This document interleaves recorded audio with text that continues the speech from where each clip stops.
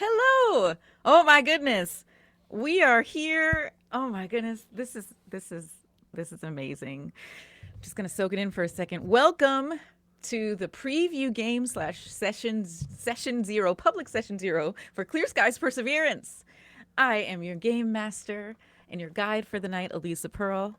And joining me is my cast. We are missing just one person. I'll just say we have Bonnie Gordon, who will be joining us for our live show, but she couldn't be here tonight. But let's go around the horn and introduce ourselves. I'll start with someone, and then you throw it to someone after you're done introducing yourself. So I'll start with Noir. Hey, that's me. Hi, everybody. I'm Noir. I go by he, they, very much like my character, Veluth, the Vulcan commander, fleet liaison commander of our station. I'm very, very excited. Okay. Yeah, that's everything. I don't know what else to say. That's perfect. Stop perceiving me. Pass it to someone else. Oh, we're doing popcorn. Yeah. I gotta hand it to Sam. Hey, how you doing, Sam? Hey, all the better for seeing all of you. I'm Sam DeLeve, and I'm going to make it everyone's problem. I use they, them pronouns, and so does Soselle Tairo, the Trill bioengineer on the station. Kaitlin, don't look at me like that. I would never. Then tell I'm them who Caitlin you Bruder. are. Hi, I'm Caitlin Bruder. I use she, her pronouns, as well as Tovaa, who is a salvage team member here on Utopia Planitia. And she's just real happy to be here, and so am I. Hi, everybody. Sweet.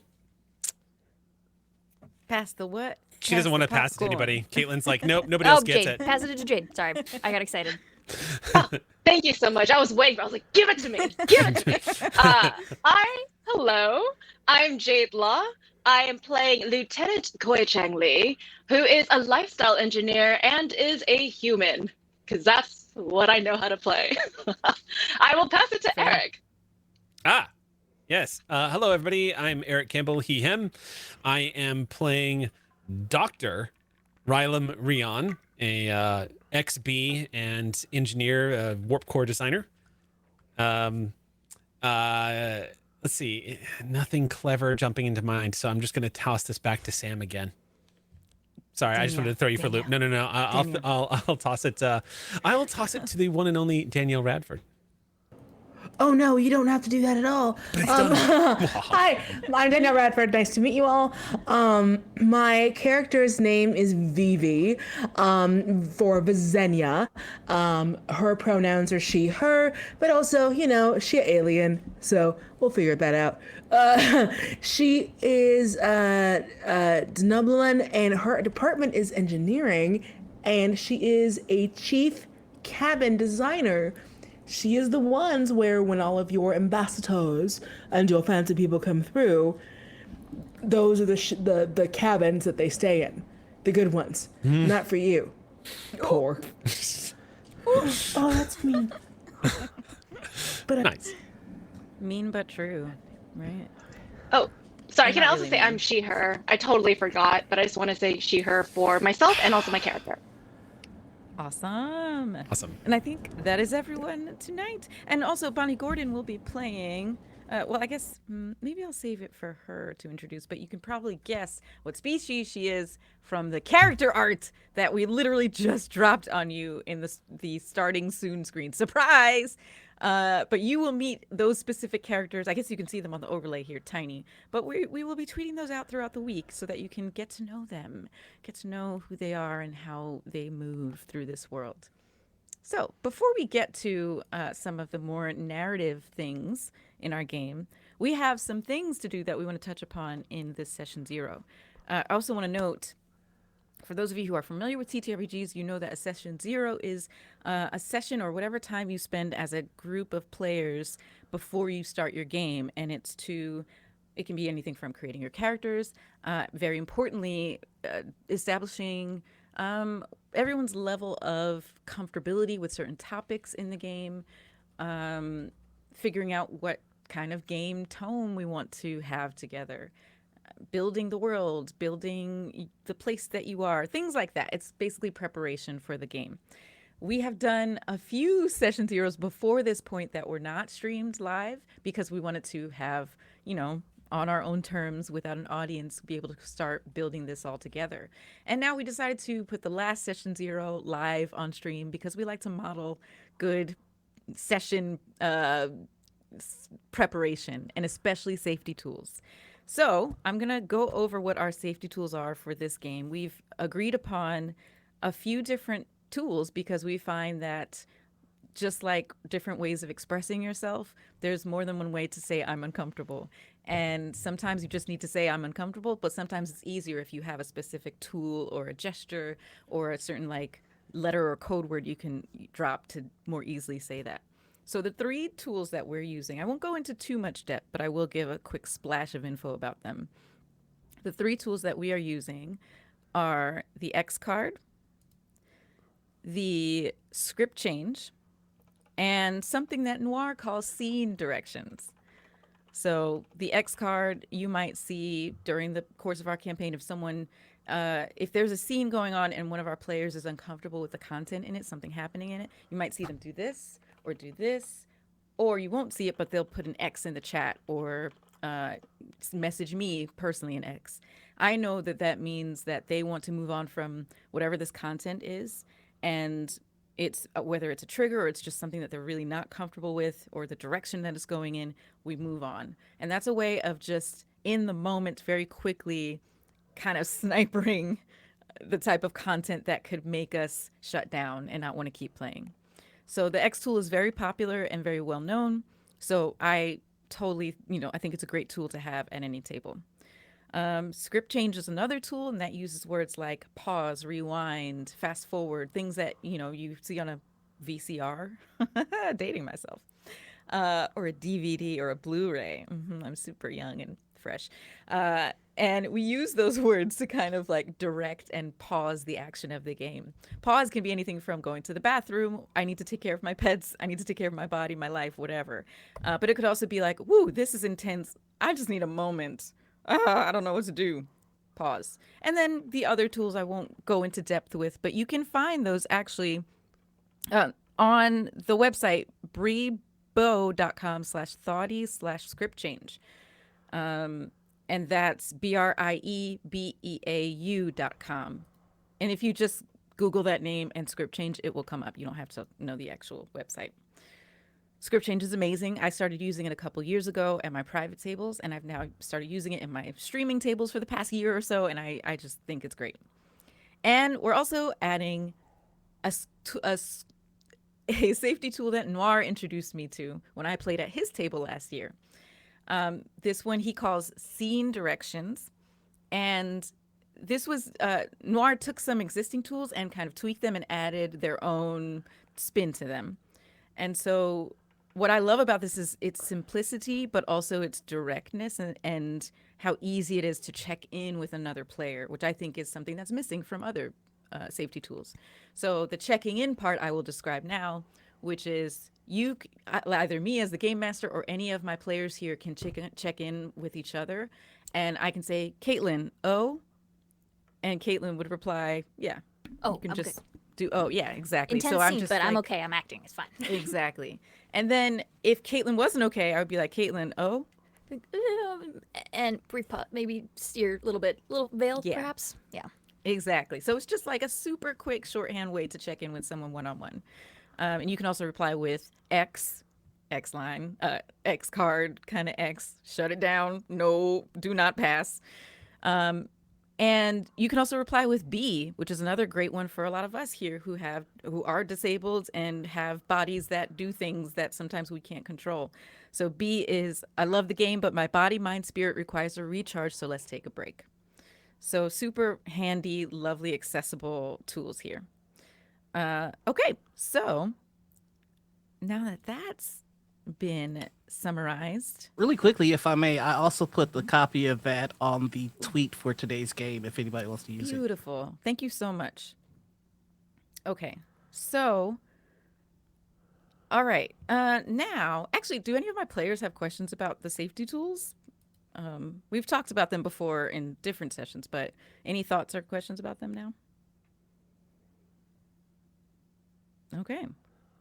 Cool. All right. So, grabbing my GM screen, we're going to dive into some mechanics.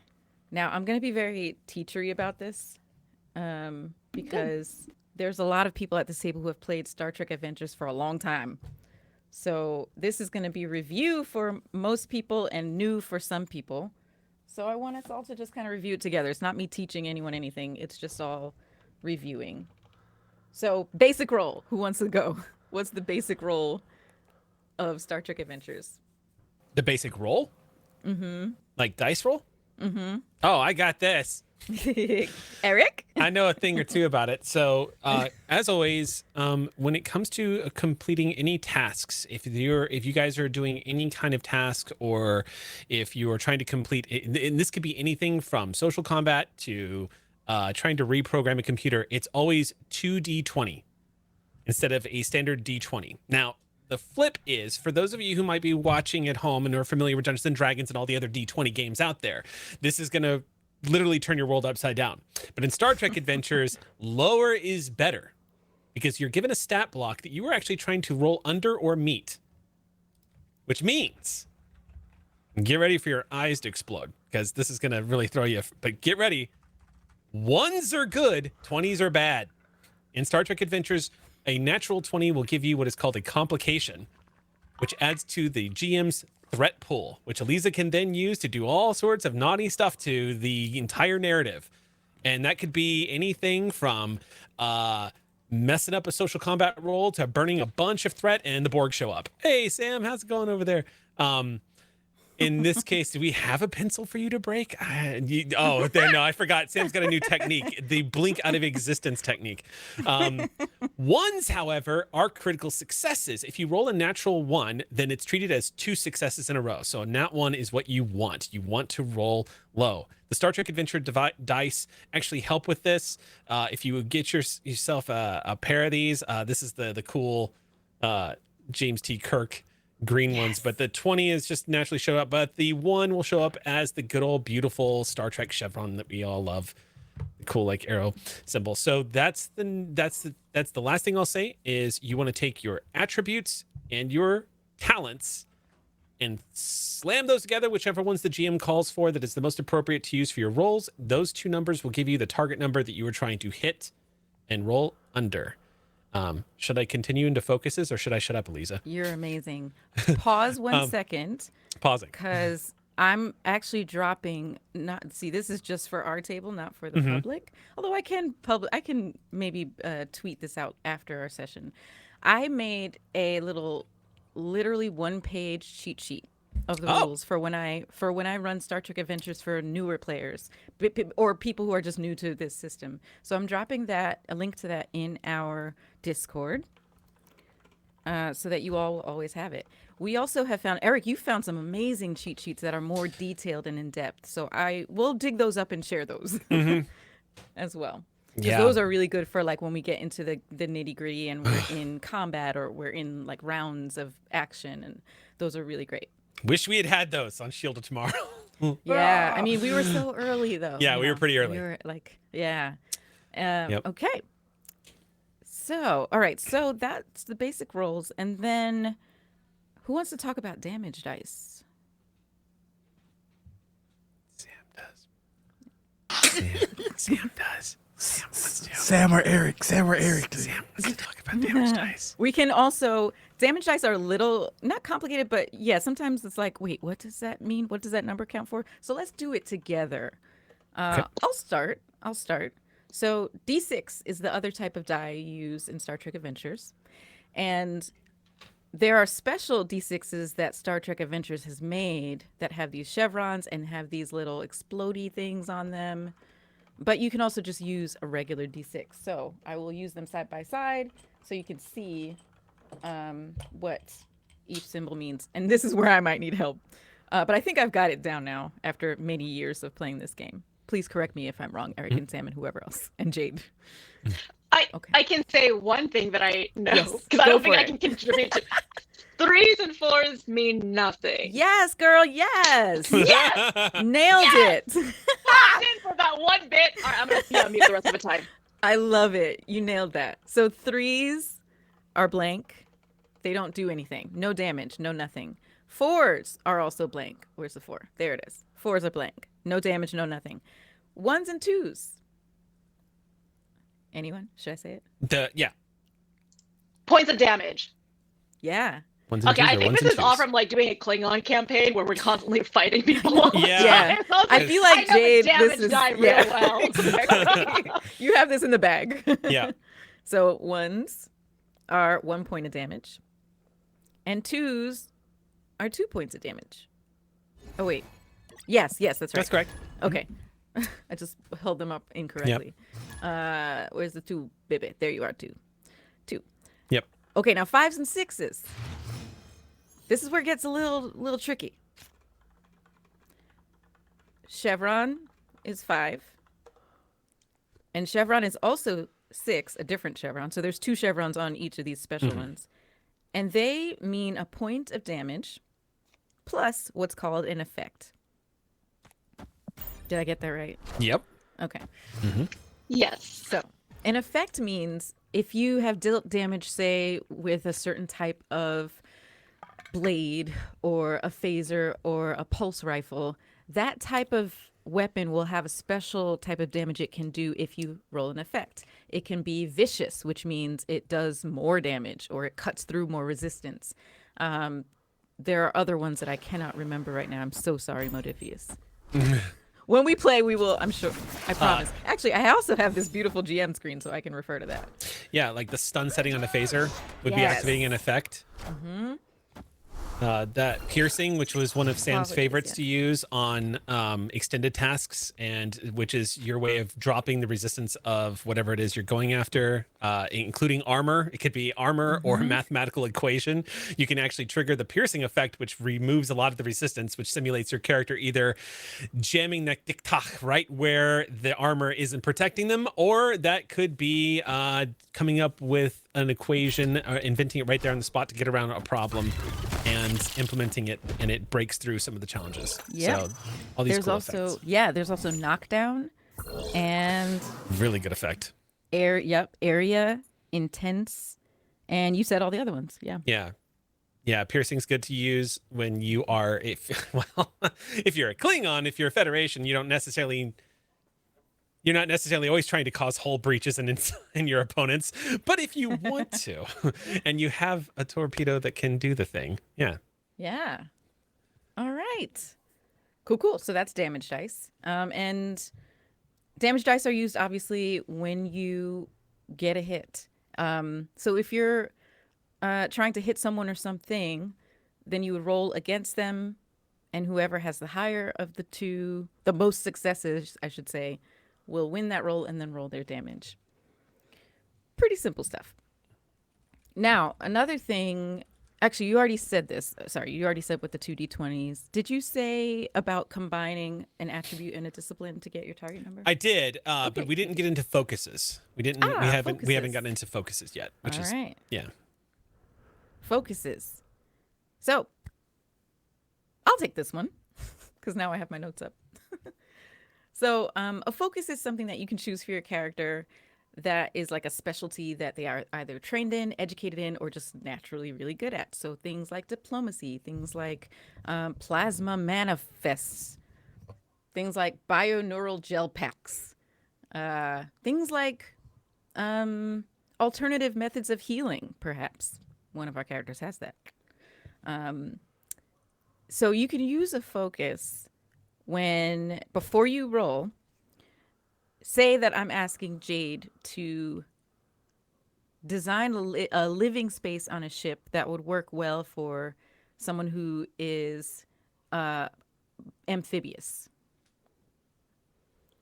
And Jade is trying to figure out, well, what do I know about amphibious creatures? And Jade, I'm just making this up, Jade's character has a biology, and maybe it's a xenobiology focus.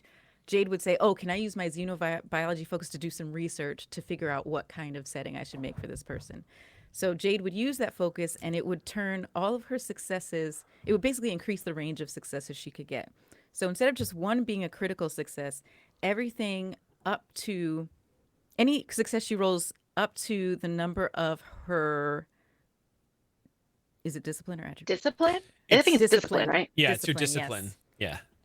Anything she Yeah. rolls. So say she has this would be probably either science or medicine. If she has a 3 in science, everything up to a 3 would be a critical success. So she get 2 successes for that with her focus. Oh, I actually do have a xenopsychology focus. Hey, so. there you go. So that would apply. Xenopsychology. Yeah. Going to help the plant understand itself. Yes. How would this Least amphibious grow. creature feel comfortable in this med bay? That kind of, or not med bay. We have someone design med bays in this movie theater. Also, by It's the way, literally a waterbed. it is worth noting, since we're talking about this, the bioneural gel packs are known to actually be very good for growing sapient plant life. Yes. So I just want to put that out there. Sometimes So- you find that out just completely By accident? Yeah. unexpectedly. Yeah. Yeah. Mm-hmm. All right.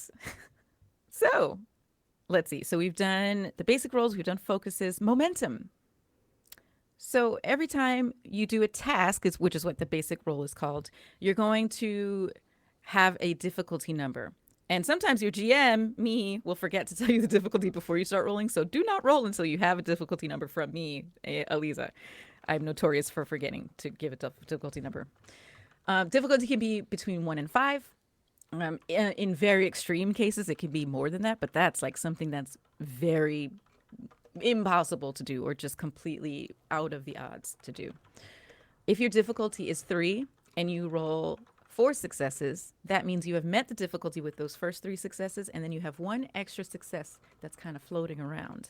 That success can be turned into a momentum, which is kind of the meta currency of this game. You can use momentums for lots of things, and here are some. I won't read the whole list. You can, if, for instance, you've done a damage roll, you can spend a momentum for bonus damage. You can spend a momentum to disarm someone. 2 momentums, actually. There are extra minor actions you can take by spending a momentum. You can reroll damage by spending a momentum. You can keep the initiative by spending 2 momentum. Avoid injury by spending 2. So those are just combat specific, but there's also things like if you'd like to create an advantage or something in the world, say like someone starts shooting at you with their phasers and you're in a warehouse or not, maybe let's say like an open field and you want to create some cover, you can spend 2 momentum to create a haystack or something that you can dive behind. Things like that. And it's 2 momentum because that would be a very, that could really like save your character's life to be able to do it. So it's a little bit pricier than just a 1 momentum spend. Anything else about momentum we can share? Oh, Go ahead. well, I was just going to say the max. Oh, it's the shared pool and the max is 6. So once you get 6, you just kind of, I think both Eric and I have kind of, have a house rule with floating momentum that you can use it for extra information, or it kind of varies. Yeah, that's called immediate momentum. So, yeah, the way it works is that if you generate a lot of momentum that cannot be immediately put into the pool, which is sometimes if you have maxed out on 6 momentum and you cannot put it anymore into the group pool, you have what's called immediate momentum spends, which is it benefits you to spend them on something because they are going away if you don't. Mm-hmm. So Right. you can typically do that Right. on burning them to ask additional questions, which simulates your character being that incredible brain of like breaking down and solving mysteries the way you see on Star Trek. So like I have a obtaining question information about and stuff. that. Yeah. Mhm. Is it possible to use leftover momentum to do something like make a really, really good sandwich and kind of like inspire your team to like do their best work of just like Yeah. really good cheese, you know? Oh my God, you went hard on that replicator. I mean, yes. I mean, it really would come down to GM approval, but things like that's very much in the flavor of like bolstering morale or like, you know, creating a fellowship between everybody who is on the crew might give like it might be something that you can invest in that the GM might say, okay, I'm going to treat this so that your next roll, you get an assist on the task or something, or a decrease, Yeah. you know, you can call upon this. It's totally doable. The rules are quite flexible like that. Yeah. Yep. Okay, Yeah, good. I just want to talk about food at length when we're doing this. It's I I like love you, it. Jade. where it's coming from. I'm very fond of you. Yeah, absolutely. And speaking of assisting people, so besides, yeah, Eric mentioned being able to assist people. So there's a mechanic to do that, and then there's also specific talents that some of our players have taken for their characters. But we'll talk about the mechanical way right now, because that's accessible to everyone, every character, even if you didn't take a talent for it. So you can assist a fellow player in their role if they agree to it, if they agree, accept the help, and if you can explain narratively how you're helping them and as your character. So let's say that Danielle's character is designing a cabin for a very, very fancy ambassador who is very frou-frou and hard to please. And her assistant is trying to help her do, it's going to be, for Danielle's character, it's going to be a command presence role to convince this ambassador, this is a feather, but it's going to be so comfortable and you're going to love it. It's just going to be amazing. And the assistant comes in, and let's say your assistant has more of a design, but with science background. We're going to meet your assistant later. But your assistant comes in and says, actually, I've done research on feather beds, and their species actually responds very well to them when they find them. And so your assistant, like, this is a bad example because it's an NPC, sorry. But let's say this was a player at the table. But your assistant, I don't care. I love them. your assistant would hand you that data pad with all of the scientific data about how their physiology would actually respond really well to a feather bed, because it's almost like being weightless and all of the scientific stuff.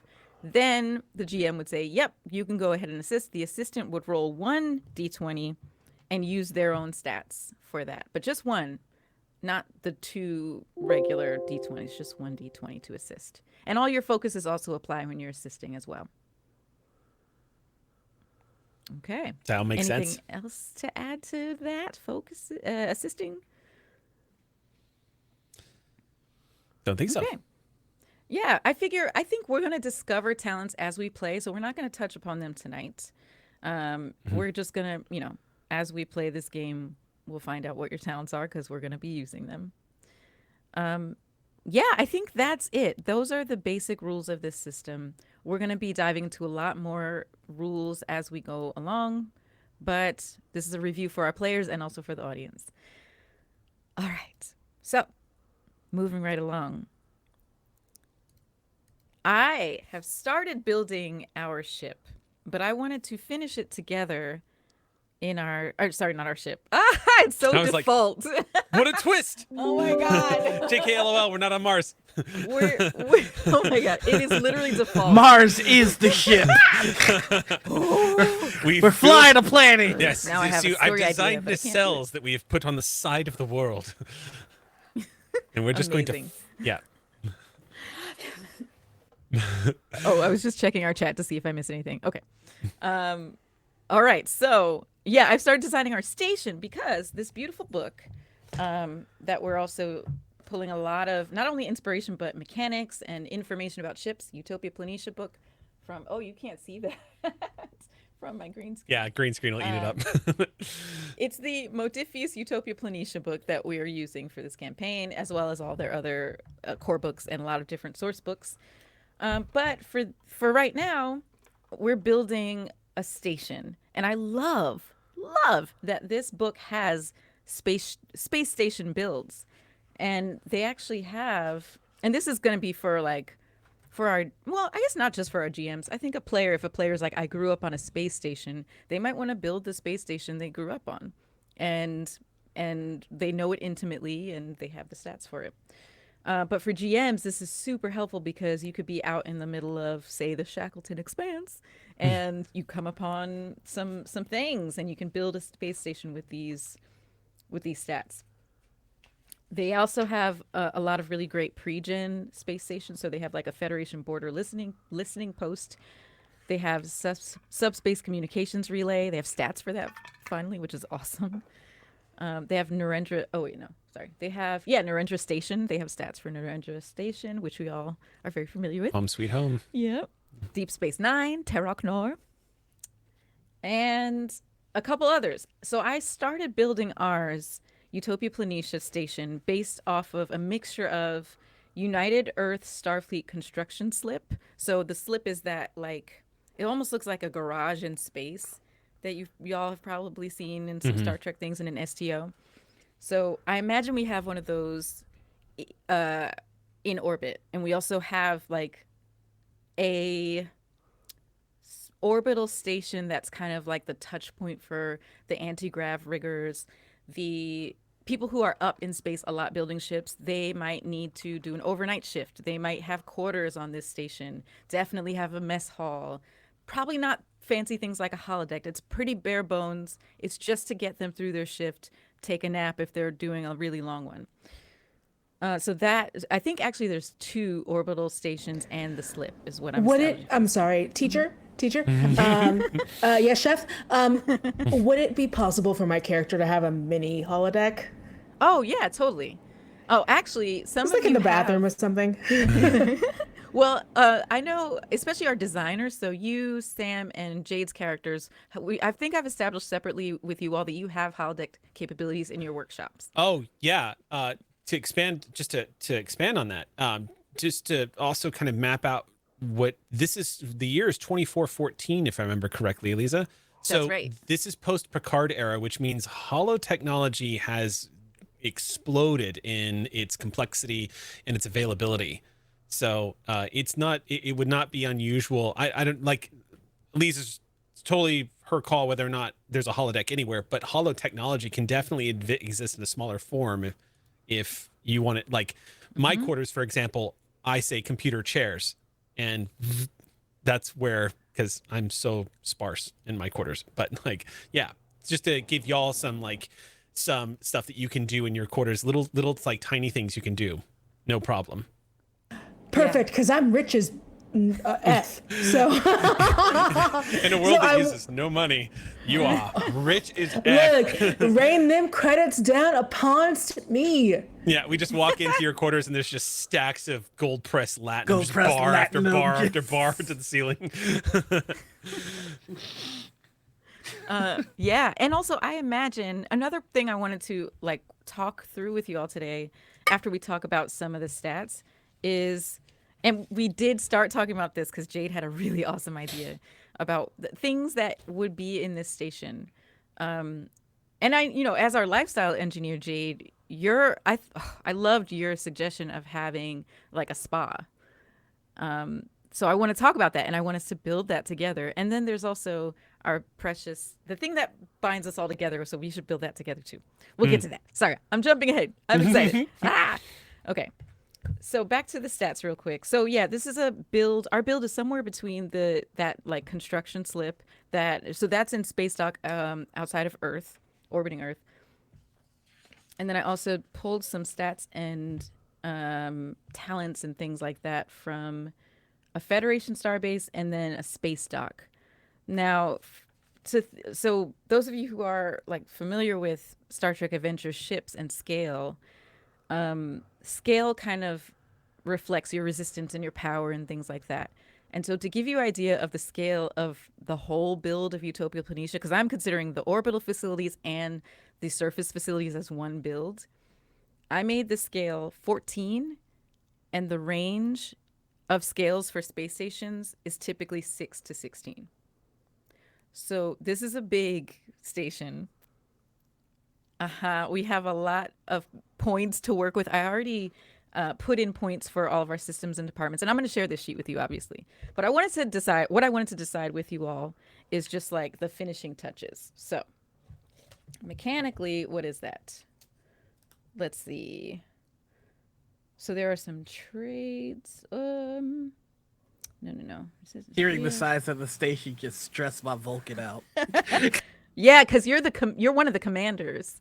You're not the top, but you're kind of high up there. You're like upper middle management. So yeah. You know what I wanted to know? Let's I would love What for page you. are you looking at? Do you mind if I ask? Oh yeah, good question. Because There's, we all have copies of the book, so we could follow it's along with true. you if you want. I would love that. Yeah. So this is the Design Bureau chapter 3.4, creating a space station, pages 66. That's where it starts, page 66. All right, let me check to see if that's the same as PDF. It is not, but I will Yeah, find it. it's the 66 within the Small PDF. craft. Oh, 66 and within. Yes. Okay, cool. So, I'm actually on page 67. oh, it is.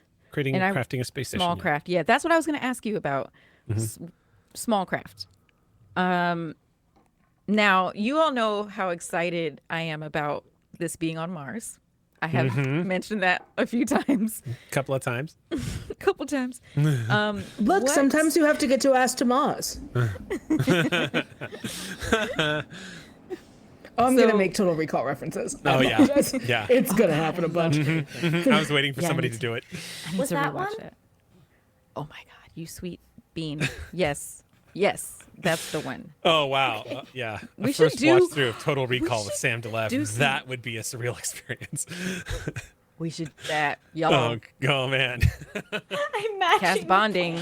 that is gonna be a journey. Just put a camera on Sam's facial expressions and just press play.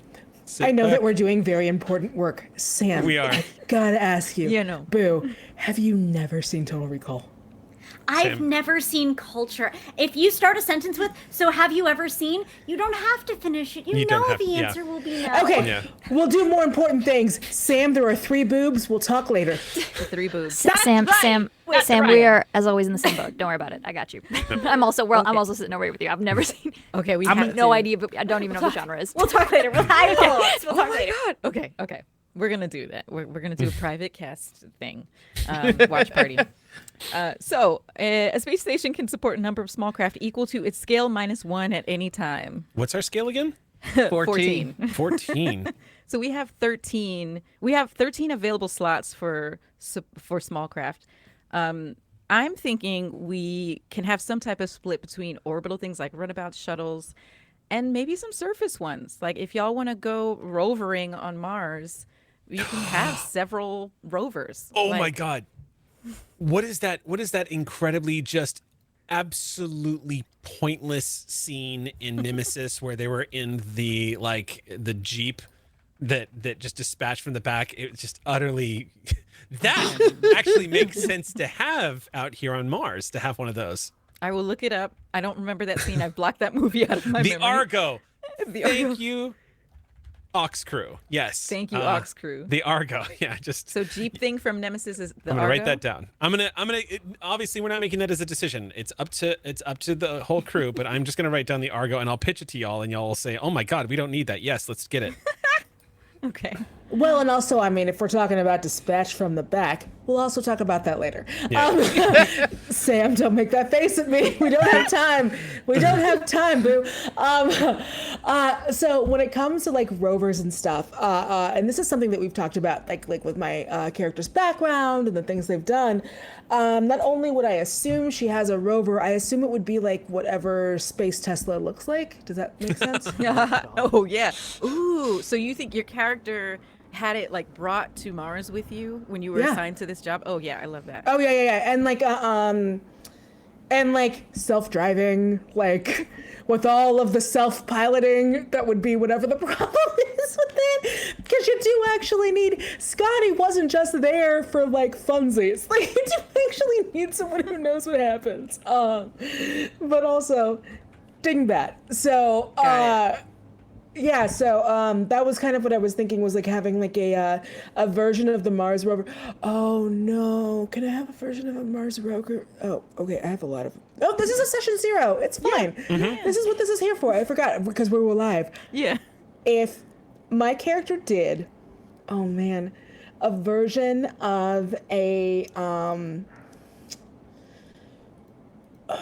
like a Star Trek space drone thing on Mars, that's like not Megan in the way that Megan would murder people, but Megan in the way where it's like, oh baby girl, you're not as smart, you need a babysitter. It's like an AI powered rover. Best of some friend. kind. There's a little robot that babysits you. Assistant. Yeah, it's like I'm sorry. Have we met? Of course, I want a robot that's my best friend. That's so That's literally the only thing I've ever asked for in any game I've ever played in front of people. It's having a How- robot that's my best friend. I mean, how common are folks like Data at this point? Oh, Well, well. Folks like who? data, like data. synthetics. Yeah, so Sorry, let's I'm talk from about that for a Minnesota. second. There is. I'm just gonna point this out. There is specifically a scene between Data and Dr. Pulaski that True calls story. out what you just did, Caitlin. True story. Oh, yeah. Yep. I love that for me. Gameless shame here. But so that would be possible where I could have a little best friend that's like my diary and also my stylist and also a robot who is also my Mars rover. I would say yes, as long I was gonna say make it all the same thing, so it is Yeah, also yeah, a rover. That's I'm cool with that. Yeah. Is this like you sitting on the shoulders of your robot while it just drives you around? I mean, Can it yo, be a you've seen- transformer?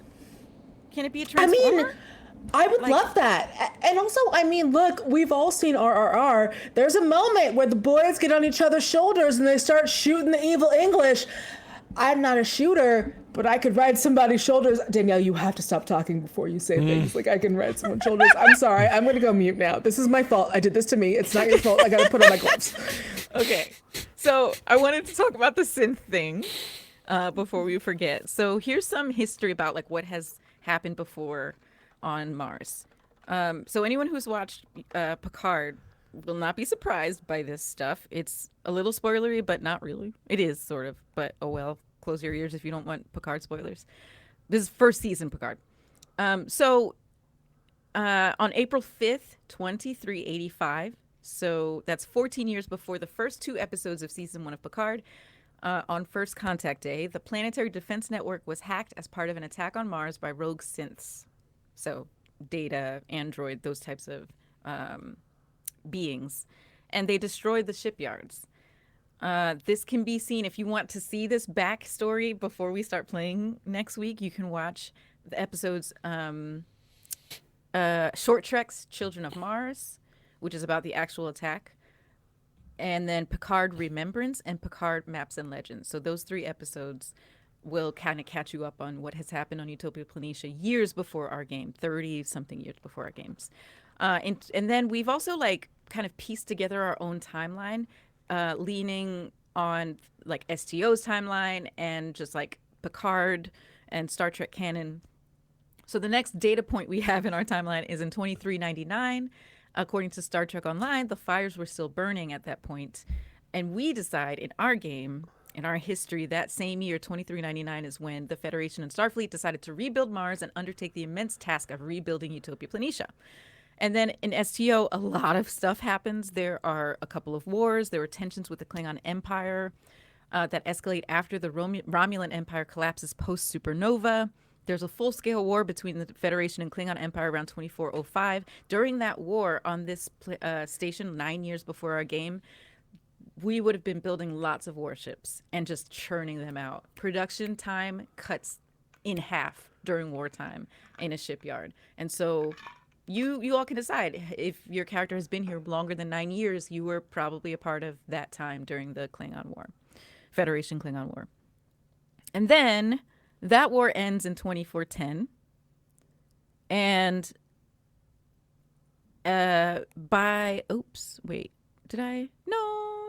Oh yeah, I might have fudged some timelines. The shipyard wouldn't have been at full build yet. It would have been under construction and getting rebuilt, but they probably would have been already kind of doing some building because it was during wartime.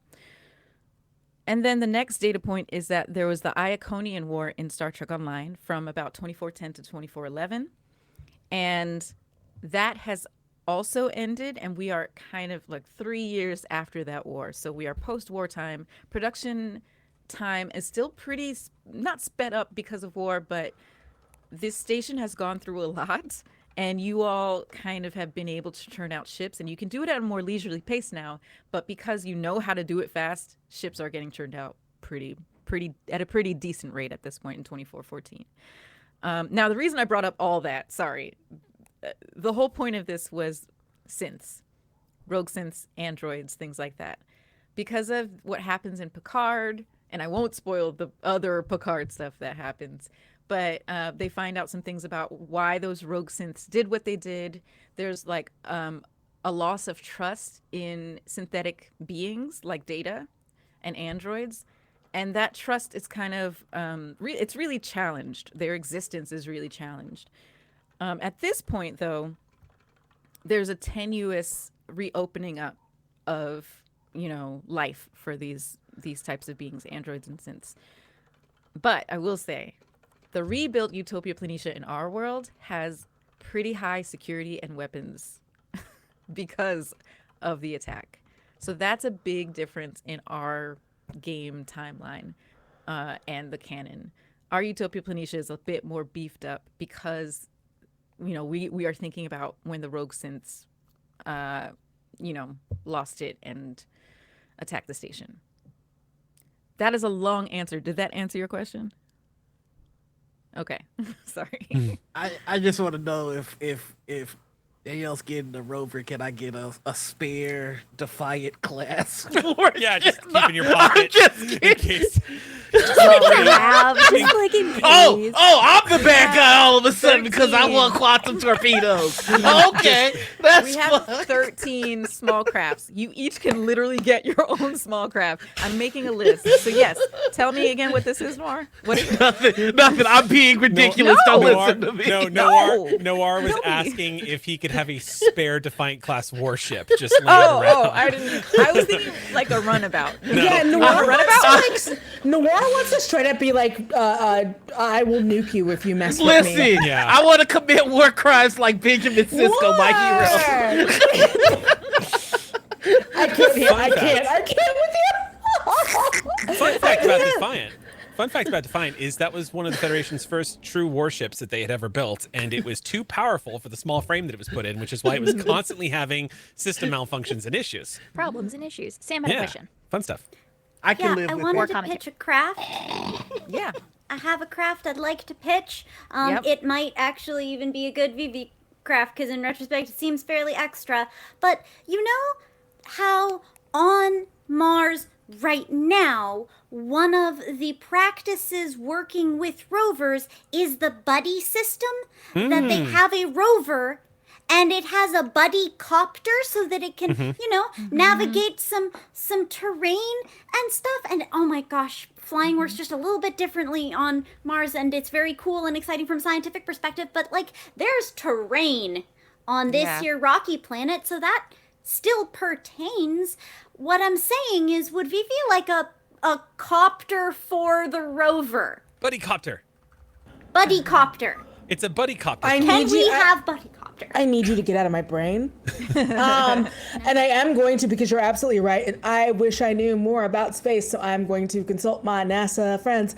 But I was going to consult them about a bunch of stuff. What you just said is brilliant. Of course, Veevee wants a best friend that's also a car, that's also a drone, that's also A best friend that has a best friend. It's beautiful. Yes. Becomes Knight Rider really Yoda. quickly. Space Knight Rider. Yeah, Again, yeah. dating myself. At the space Sephora, like let's go. Sam, Great. I would even suggest, so Veevee, you have your rover, which is multi-purpose rover. That's your personal one that you've brought. Now we can decide if the buddy copter is something that was paired with it when you got here or not. But what I really wanted to say is you have a lot of slots. We're only on the third craft out, and we don't have to do them all tonight. I can fill in the rest if you yeah, all we'll figure are that out. interested. But no, I But like we the can have idea. more rovers with copters. Like we can have multiple. And I love that idea, and that like Veevee doesn't have to be the only one that has that, but if it does become that it's one of the like, hey, you're a big muckety muck in town who knows my dad. So if you wanna, I mean, you can take, you can stand in line for an Uber at LAX, or we can just have someone come pick you up. Would essentially be my idea behind it. Oh, I like that. Well, and that brings me to shuttlecrafts. So definitely want to have at least a few shuttlecrafts we can decide how many slots it will take up after you all have put in your custom shuttle small craft requests. But I'm gonna put shuttlecraft here as like a placeholder. Gonna be at least one. Oh, Any other man. custom small crafts y'all are thinking of? At least I have a question. Is there Yep. water? Are there large bodies of water on Mars? I'm so glad you asked that. So, oh God, should I share? I was gonna have this be a reveal. It's okay. You know what? And it's Welcome not to even my a big world. reveal. I'm So here's the sorry. thing. I'm sorry. No. It's not that. It's that there's science, and I'm excited to share it. So I just want to share it now because you brought this up. So I found out and Eric, we were messaging on Discord when I was discovering all this stuff. So you saw a bit of that. Was this when it was like 2 a.m. and I was like, why are you yeah. still awake? And That's yeah. why. Yeah. I was. You were sciencing. Yeah. I was sciencing about Yep. Mars specifically.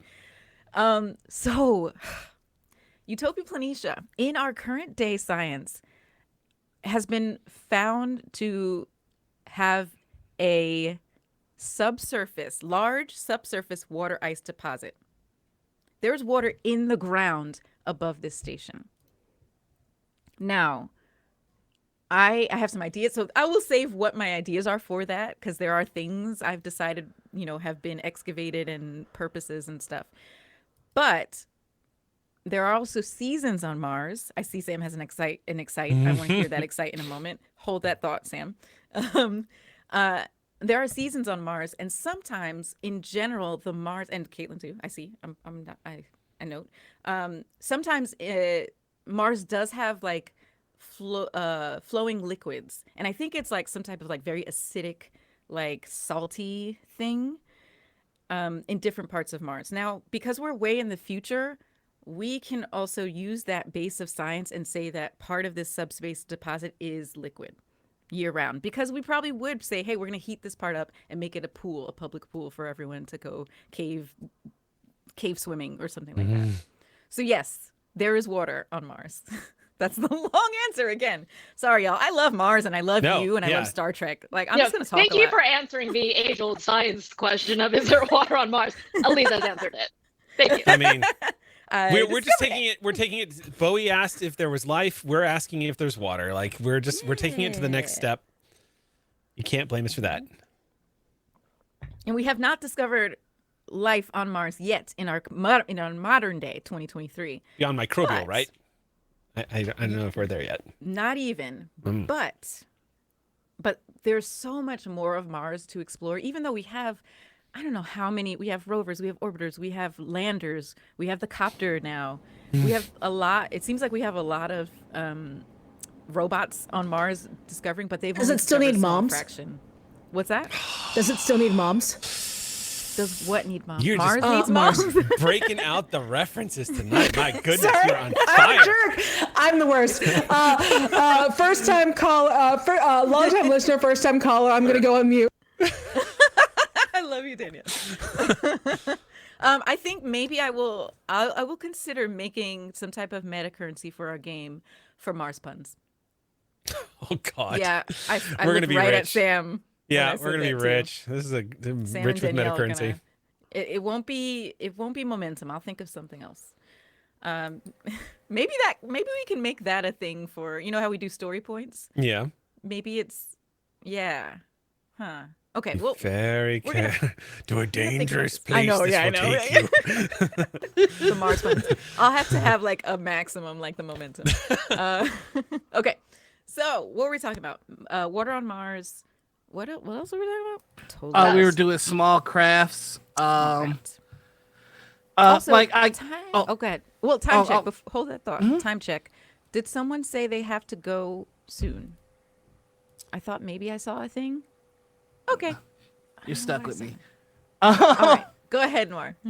I was just gonna say, like I'm imagining that there is a dedicated runabout.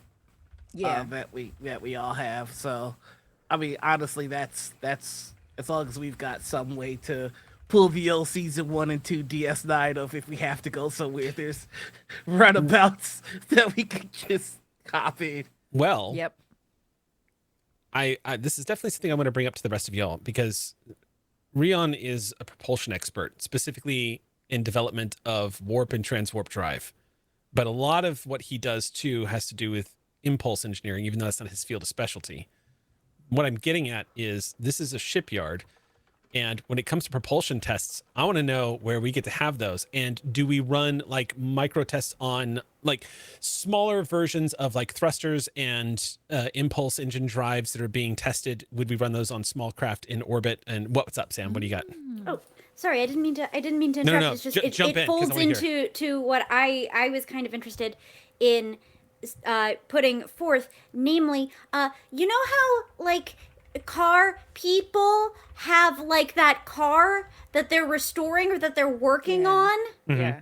I think that idea of experimental propulsion at a shipyard that not only builds ships but also encompasses shipbuilding research might like a little prototype small craft that has that might possibly act as a platform for a variety of experimental projects from various departments.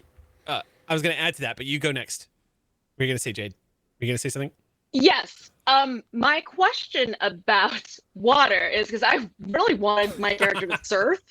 But I was like, there's probably not enough water to go surfing. But then Holodeck. Sam talking about that, I'm thinking like ships and sails. I just recently learned about like you're not sailing into it. Like you want the wind to be pushing sails. Is there like space surfing where you can like use propulsion, but you have like humongous sails? Like what if there was like racing? Yeah, like you're just racing in like an individual to see how fast you can get around, and we're just people surfing around Mars space. has like dust devils and stuff, so like you go have like sand contraptions, like sand surfing. Well, And it's not just pod racing being wizard, like it's an actual cool thing. That sounds so dope. So what's curious about that is you could I'm going to bookmark the experimental craft because there was something I was going to pitch to the group and to Aliza here in a second. But what's interesting is one of the great things that TNG actually touched on very briefly when they were doing sort of an environmental push on where, you know, because Star Trek is known for taking real world issues and telling stories in sci-fi about them. They did an episode in the later seasons where it was revealed that in a particular area of space, warp drive was actually damaging subspace and causing ruptures and tears in subspace travel. And it was a corridor of space that was being absolutely destroyed by the travel of ships interstellar. It might be a fascinating thing to be like, what if our way of getting around this is inventing an alternative propulsion system? And can you make it as efficient as using a dilithium core in order to travel through, in order to travel at warp? Like, it would be curious if one of the things that we were experimenting with is sort of like for those specialized areas of space where warp drive becomes tricky, could we implement something along those lines? That was the first thing I was going to say. And that ties into the second thing, which was I was going to pitch this to you, Aliza, but I was going to propose. And this could be, and if nobody else wants to jump in on this, they don't have to, but I was going to propose for my character, and I'm going to open this up to everybody else, because I was thinking my engineer was going to have a personal project of some kind, but it might actually be pretty rad if we have an extended task that lasts the entire season. So with the idea of trying to create, like, if we have a project we are trying to come up with or create like a new kind of warp drive, or a new kind of engine. I am researching slipstream drives and transwarp drives. So in Star Trek Online, this is a thing that exists. So I'm kicking that around, but it might be kind of cool if, as our group project, one of the things that we're playing with, Noir, you look like you're about to explode if you don't talk. Yeah, you're actually hitting on something that, that's, I was also gonna pitch. So I'm glad that we're kind of in the same boat here. When you create a character, you have like, you know, why is your character notable? And one of mine is a breakthrough or invention, which I don't want to get into. But I do want to say that I love the idea that instead of, and I want to know if this is something that anybody else is interested in, especially you, Eric, because I think we're on the same page here. I would love for us to have a decommissioned, not small craft, that we're trying to tweak in a certain type of way. My character has an obsession about a rumor of a different kind of warp drive that may have existed, but we don't have information on. Well, that's going to intrigue the hell out of Reon. Right. It's kind of like an obsession. Like, at one point, Starfleet, at one point, the Federation did have something that you're kind of talking about, but for whatever reason, it's gone now. I want to know why it's gone, and if we can recreate it. Yo, that's a big conversation to have with Aliza, because if we're talking discovery content, that's now we're dipping into stuff that no one should know about. So we'll have to, but that's a fascinating pitch.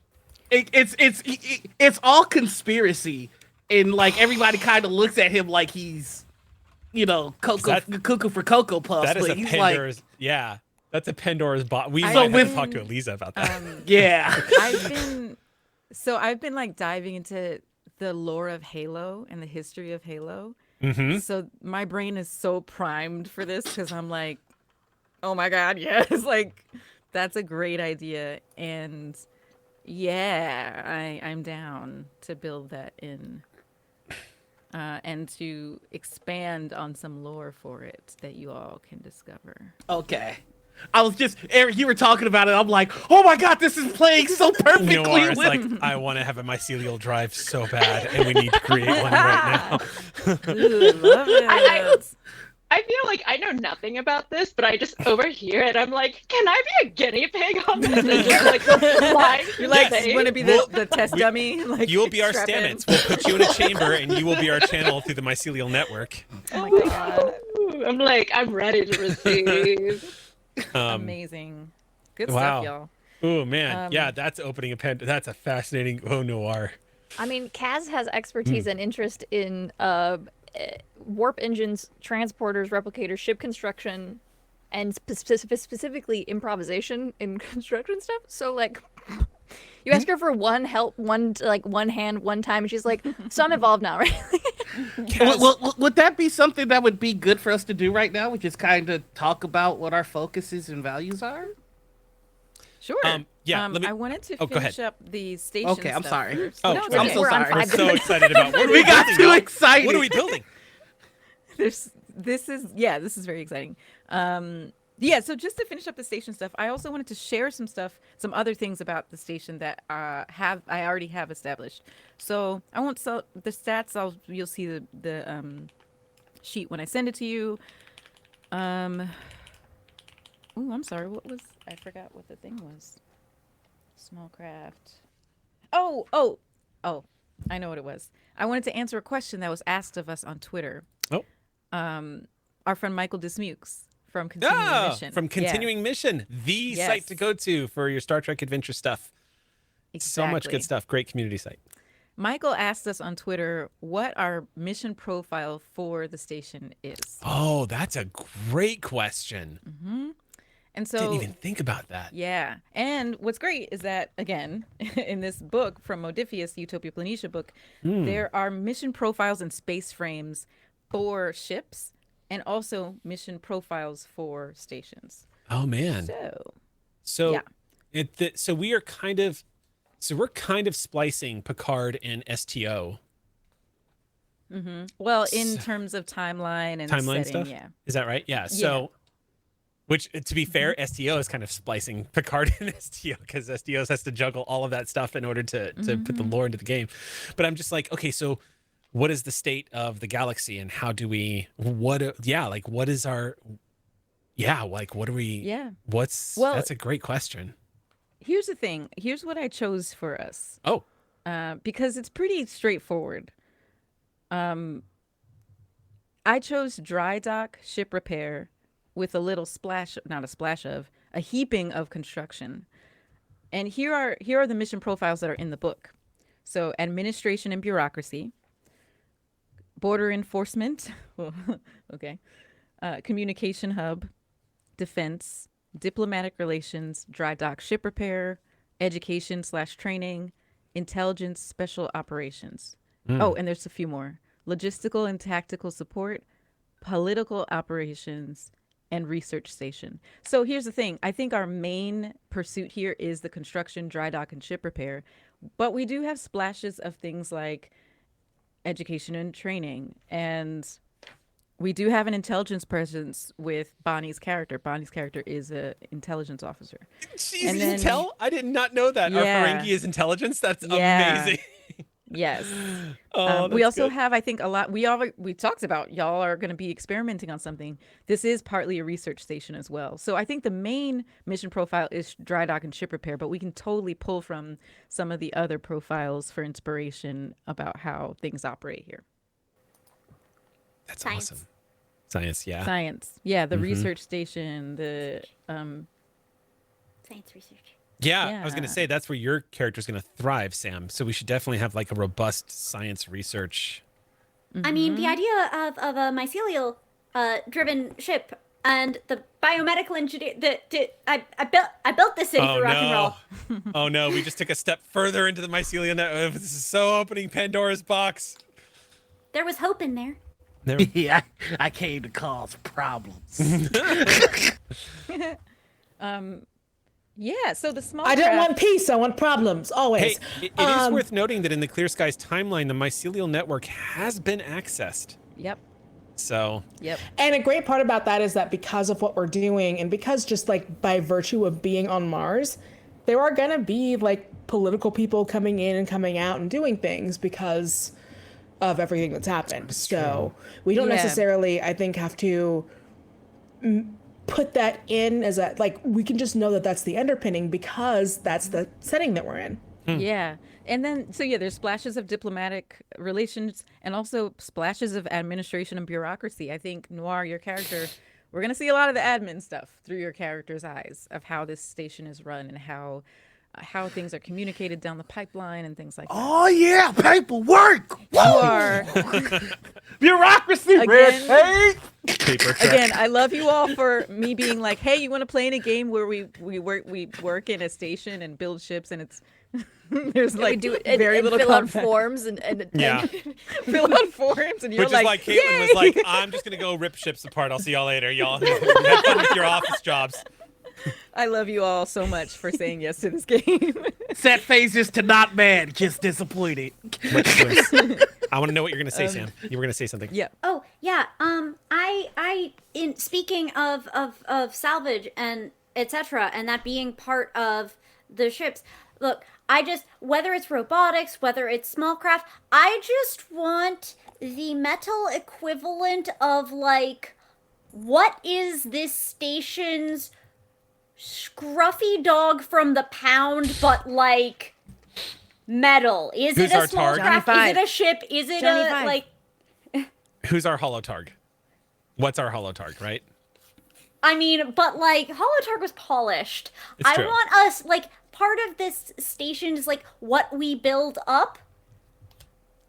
I would love just the rickety something that's just going to be loved into shapes. We have I the have an slick idea. prototype stuff. I have an I would idea. also like just the very lovable mess. Space have an gondola idea. that somehow is still working. Ooh. It does. I don't know. Maybe it goes to something insignificant, but like no one wants to touch it because it's like somehow that like that one piece of code that it does nothing in hindsight, but if you remove it, the entire thing crashes, so no one will touch it, and it's like a like seems so dangerous to be in. It's My old pitch and for falling this- apart. I wrote that down. My pitch for this as well is that, you know how I said I already told you there's going to be some presence of and some sites like heritage sites on Mars, Opportunity, Spirit. One of those babies is still running. Oh my God, Sam is gonna have a conniption. There's going to be knip and shin. So it's not going to be Spirit or Opportunity. So- Let's say it's what's the one that's running right now? Oh, I forgot the name of it. Bad space fan. Bad space fan. Hey, Um, I'll fight you. here I'll What you mean? Which Is one it is person- which no, one is up person there is right over. now? Yeah, so NASA has a run. I mean, there's many running rovers. There's like an Indian one. There's a couple of Chinese landers. Let me look it up. Oh wait. This Curiosity is is currently. is currently going right now. It's Curiosity. Yeah, I think that's what I'm thinking of. I love Curiosity. So yeah, one of the ones that's currently running, we'll say, has kept running somehow, and is now your little scrappy little friend. Aliza, this is everything I've ever wanted, and I just personally, just as a friend, just thank you for this. It is worth pointing out that the most recent rover that has landed on Mars is Perseverance. It is okay. It is worth pointing that out. My Yeah. brain was like, no, that's an older one. Is Curiosity No. the older one then? Curiosity is the older one. Curiosity's older. And Yeah, then okay, so Spirit and Perseverance is the Opportunity are current. yeah. They those- are those- recently passed. Yeah. Past. Yeah. Okay. I have another thing I want to share with you all. And I don't know, Mike, can we share an image now if I send you a link in the Discord? A Also- website image that's live and animated? I absolutely can if you don't mind. Yay! I don't know if the chat heard, but Mike said yes. Fun fact: my name is on Mars. When NASA was launching Curiosity, they opened a forum on their website that allowed you to enter your name if you wished, and they would imprint it on a chip that was going to be on Mars, so people could literally just there are thousands upon thousands of names, and I got my name into the entry, and so Eric C. Campbell is on Mars. Amazing.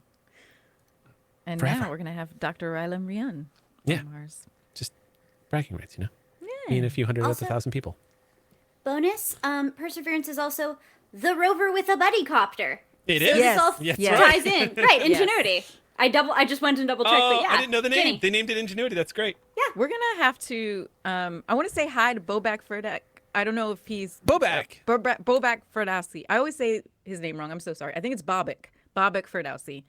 Is it? Our lovely I've always friend. called him Bobak. Yeah. Oh, God, I I'm heard so him say his embarrassed. name years after I met him, and I was like, oh, I'm so sorry. So I've been embarrassed. saying it wrong for years. Every time I've met him, I've called him the wrong. Bobak, we love you. We've gotten to play with you a little bit in a Modifius game, and I think of you a lot as I prep this game because I got to visit JPL and you gave me a tour, and we talked about Mars so much, and so the spirit of you and your awesomeness and your mohawk is in this game. I just want you to and your know. mohawk. So yes, so much love to Bobak. Oh great, okay. There's so much. Okay, we're gonna have to take a break soon and do our Refresher. We'll do our scenario. Okay. Like we're supposed to run a scenario tonight, and there's so much more like I Ready want to talk pull up about. that But website whenever you want. yeah, let's go for the website next. And now, Mike, you might have to press the start now or something like that. Let me see if I can see what you're showing on stream, so we can kind of navigate this together. Is it up yet? Just let us know when it's up. I'll just keep myself unmuted for a bit. It is up, and Okay. it seems My Twitch went on a commercial, so I can't see the stream. it's Love. I hit start now, but that doesn't seem to be Oh, there it is. transferring to on the OBS On the screen, stream? so I'm not sure how well Okay. this is gonna work. Okay. I see it's animating, like the Mars is moving on there. Yeah. So maybe it's just a bit slow. Hmm. Well, here's the thing, y'all. That night that I was up late, one of the many nights I was up late doing Mars research, I stumbled upon this amazing website because I was looking for weeks for a really good Mars map. I wanted something. I almost bought a physical one that lights up and stuff, but I was like, I'm trying to declutter in my house, so I was like, I don't want to get that right now. So I was looking for digital ones, and I found one that was kind of crappy, and I was like, I guess this is the best I'm going to do.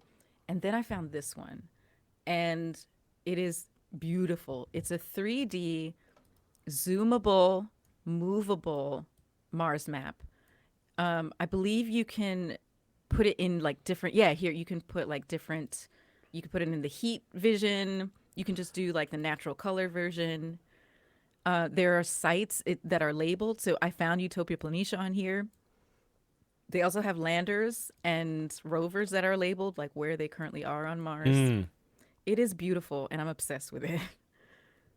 It's made by this company, Esri, ESRI, for Explore Mars, which is, I think it's a nonprofit, or it's, if not a nonprofit, then it's a public service type of organization that's all about getting humans to Mars and continuing that dream. I figured out what the issue was, and they are Okay. now seeing the map actually animated. Yay! where do So you wanna yeah, go? Mike, just I mean, if it was hard for me to find Utopia Planitia on this because the only thing it doesn't have is coordinates, so that's kind of a bummer. But just pick a place, and if you click on, oh my God, I didn't even see these other things on here. Click on locations, actually. You got it. Perseverance rover, Curiosity rover, or Opportunity Let's go. rover? Oh, that's so cool. Let's go to Perseverance. That's so cool. Yeah, isn't it got it. beautiful? It's amazing. Yeah, it's So now we can look at, oh yeah, you have that view. You can zoom way out or way in and get like topographical views. And then all these, I haven't figured out what all these little Twitters are. If someone knows, let us know in the chat. But I'm sure it was kind of maybe similar to what Eric did, where people like sent their name or tweeted their name and it's on Mars or something. But yeah. Another cool thing is I was trying to figure out the size of Utopia Planitia, like, you know, how many kilometers. And this helped because there's a very cool thing here where if you click on compare, Mike. Just to let you know, the tweets are where people have shared parts of Mars to their Twitter from this app. Nice. Thank you. So we should we should all tweet Utopia Planitia. Yeah. From this map. Okay, we'll get to that. So last thing I'll show you on this map so we can take our break is if you click on compare, Yep. and then go to regions, you can choose a place on Earth and drop it on Mars so you can compare the size. Oh, that's cool. Yeah, so I think That's fun. I figured out that something like Rhode Island, Utopia Planitia is either slightly larger or smaller than the size of Rhode Island. Oh my that's- god. Yeah, that's the area that That's a rather where large area, yeah. the shipyard is. And so, yeah, that's why I imagine the shipyard has multiple surface facilities as well, multiple buildings. I'm imagining some type of protective dome because, again, of what happened in 2385, they're going to have some type of like protective shield. And that's actually built into our station build as well. All right. So let us take a break here. Okay. We'll come back in 10 minutes. And when we come back, we will dive into a little bit of a practice scenario, taking the character sheets and the station for a mechanical spin, as it were. So stay tuned. We will be back in 10 minutes.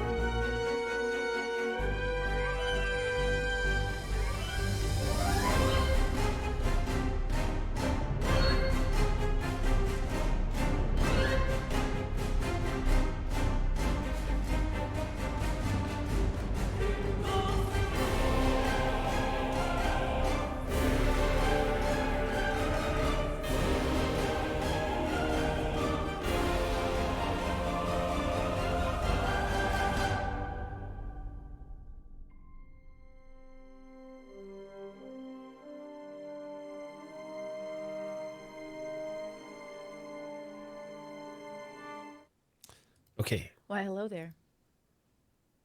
Are we back? Yes. Yeah. I think we're back. Every time I open my Twitch to see if we're back, it's on an ad. Oh, and there's also a big delay too. So I know, but still, like still even an then. ad. You Okay, have no so- idea. Delev. Yeah, right. So anyway, hi, we are back, and we're going to dive into a bit of a scenario, just some light role playing gaming, if you will. Now, we start in an office on a Utopia Planitia surface station. Now, this is one of the major, larger buildings. It is a mix of admin, living spaces, and some recreational stations. So, if you would like, you can consider this like the recreation hall, the living hall of all the surface stations. Well, I'll let you tell me which floor you're on. I want some details from you. But we zoom in on a nicely appointed, rather medium to large Starfleet Command officer's workstation. Large office. What's on the walls in your office, Noir? So Veluth has an aquarium behind their desk, and on the side walls are just blueprints of like on the right wall are theoretical concepts, like dream builds, like if the Federation gave me free reign, here's what I would love to do. And on the left wall are all the ships that have come out of Utopia Planitia. Closer to his desk are the ones that have been built under his watch, but closer to the door are just all of the ones that have come out, and the ones like small portraits of the teams responsible for each ship. Great. I should also mention that whenever you walk into Veluth's office, there is early 20th century jazz playing every time. Love it. So it's the beginning of your work week, Veluth, and you just come in, sat at your desk, and you see that immediately you have not only you have several new messages to check, but there's one that's marked high priority, highest priority. And you know, when you see this marking of priority, looks like a new ship build is come across your desk. All right. I think the first thing that he does is he takes a look. Do we have any idea of the purpose of this ship?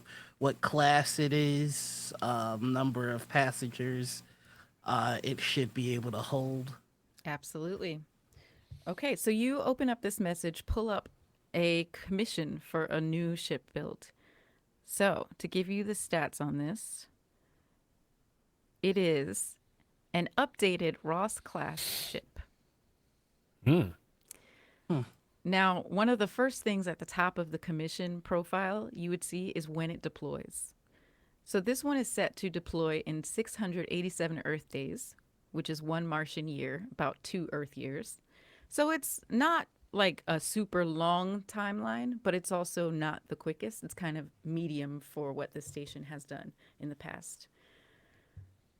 And so this Ross class ship, the year is 2414. We know that the Ross class was deployed 30 odd years before this. So this is an updated Ross class. And you see what the updates are. So I'll just run through these stats, and I can also drop them in the chat, in the Discord for you. So they're asking for a primary and a secondary matter/antimatter reactor.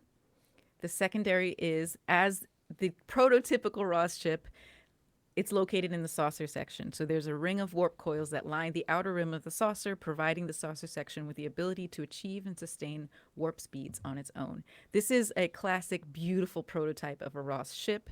It has endured over the generations and decades of ships that you have built, and it's still flying beautifully. So why mess with success?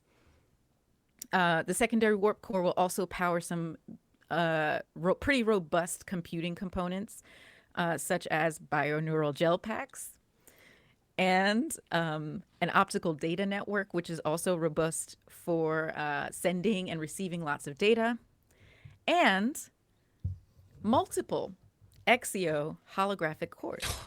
Because, as many people may know, the original Ross supported one holographic crew members, the first of their kind. It's 30 years later. We now have 6 holographic crew members who will be on this ship. Well, So that'll that's make that's the info that you get from that profile. Flu's gonna look at that and go, oh, well, that'll make an interesting challenge for Veevee. How do you make interior that a holograph will like? All right, well, let's get this started. I'm going to parse the commission out into the separate categories that we're gonna need to get the team leads together for. And the first person that I would call, computer, could you locate Lieutenant Soselle? Lieutenant Soselle, you get a chirp on your communicator. Burp, burp. This is Soselle.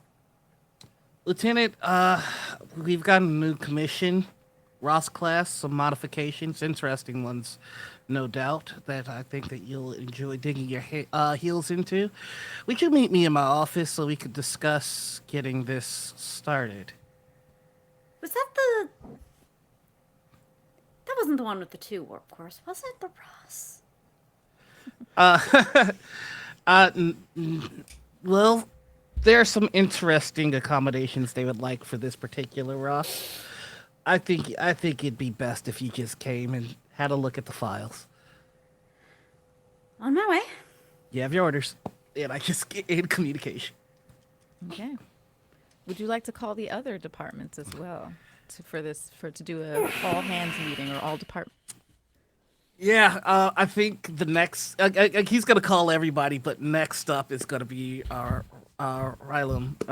Rylem is especially for this. And he's just calling everybody, and he never admitted, but in order of importance to getting this shit built. So, yeah. So he's calling the team. Just meeting in my office. Get here double time. You have your orders. Okay. So you all get your separate messages, and in a short amount of time, you all are now in. Oh, this is a great opportunity for us to lay out more of your office. Now, do you have a separate meeting room, or is it just your main area where your desk is that you bring people in for meetings? It's just, yeah. He just holds his meetings in his office. There's enough chairs for everyone to sit, and he can also, of course, request more chairs from computer. But he's just gonna sit there waiting. There is a dedicated spot for like when we're going through the nitty gritty, but in terms of the initial meet, they generally hold them in their office. Okay, great. So you all are gathered around in this office, the open space, in a circle of chairs, and Zaluth, you have your meeting to start. Okay, well, this isn't anything we're unfamiliar with. We've just received a new commission. We are to make a modified Ross class ship. We have our extraction date. Are there any questions? The file should speak for themselves, but if there are any inquiries that you may have, now is the time to state them. I have an inquiry. What is it? Ross class is known by design default to carry 2 warp cores. Are they expecting this again? I knew it. I believe that they are, according to the file here, requesting 3. 3 warp cores. Yes.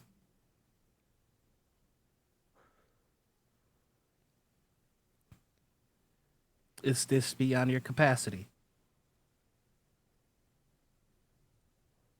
It does force me beyond the confines of acting with rational thought as an engineer. But 2 can you warp cores. accomplish the 2 warp cores was redundant and ridiculous. 3 is completely absurd. Okay, well, maybe we just let design take over this part. Hi, hello. Nice to meet you all. I'm Veevee. We've met. Some of you. Hi, hello. So according to the file, this is for one of our hologramic team members. Graphic. They are requesting that we enable the ship to hold 30 holographic crew members. Oh, tight. Okay, cool. All right. Okay, so boom. The plan is the thing with some of my best friends are holograms. So the thing with like a lot of holographs is it's not so much about obviously we'll do all of the creature comforts we can do because holographs have friends and like people they want to hang out. But you know what they like more than friendship? I'm sure that you will Vibes. tell me. Vibes. They love vibes. And so I'm thinking a lot of soundscapes, a lot of opportunities for them to hear music, to be able to visit like a holodeck and just kick it. And you know, a lot of them have really good singing voices. It's wild. So karaoke on the ship, I think would be something that would be really fun for them. Is karaoke going to be in the purview of this mission? Because if so, I would need to know to design a sort of studio. Do they want separate rooms or a large bar in which everyone would be singing karaoke together? I think we should plan for both. I think that we should plan for the more traditional early 20th century Japanese style original karaoke rooms, which were singular, where you go with your friends and you would hang out. And then the more late 20th century American karaoke rooms, where it's you at a bar with your friends and there might be a fist fight, but they won't fist fight. But we could give them the vibe of a fist fight. Yes, we Wonderful. absolutely can do that. If I could ask, Yes. Commander Zuluf, what are the mission parameters of this ship? Is it for mostly pleasure, mostly exploration, military? I just want to know if it should be more security-oriented or more pleasure-oriented. So Zaluth, go ahead and make a roll. First roll of our preview game. I hope y'all ready to get disappointed. So this is gonna be insight. Insight. Well, insight engineering. Hey! So that's 14. So I have to roll under 14, everybody. That's right. 2d20. Okay, so... Oh, difficult. See, I did it again. I used to do that Difficulty. all the time. Yo. The difficulty is actually, I'm going to make it 1 only because of something that's already happened. It's, Okay. You should be 0, but it's 1 right now. Okay, well, my D20 system luck is showing itself. I rolled a 1 and a 5. Oh! So, Nice. So is that 6 total, or like? no, well, crit let's see. and a Did you success, use right? a focus? Yeah, you got 1 crit success from the 1. Your engineering number is 5, so that other 5 could be a crit as well. Would a focus have applied here? Let's see. My Oh, I focuses might know that, are actually. observation, navigation, Yeah. Starfleet protocols, helm operations, improvisation, and emergency medicine. So I can tell you right now which one would have applied. It would be observation. Okay. So yes, you got 3 successes from that. So 2 critical. I'm sorry, 4. Wait, yeah, 4. Math is mathing. 1 and 5 are 2 critical successes with that focus. So 4 successes. So you all bank 3 momentum. And I have tokens here as well, but you all should keep count. My on your gift for once! Finally! own. Right. Anyone Comes who rolls close. ones loves this system. So, Zaluth? Sorry, I'm so sorry. Zaluth. You, as the conversation and the questions start picking up from your department, the people who are representing their departments today, you look at this commission that was sent to you and you realize you got a few things wrong. You realize, oh goodness, no, it's not 30 holographic crew members, it's 6. We only need 6. Also, that third core that you read was not a warp core. It was a holographic core for those 6 holographic crew members. So it's only 2 warp cores as is standard for the Ross. All right, everyone, let's take a step back.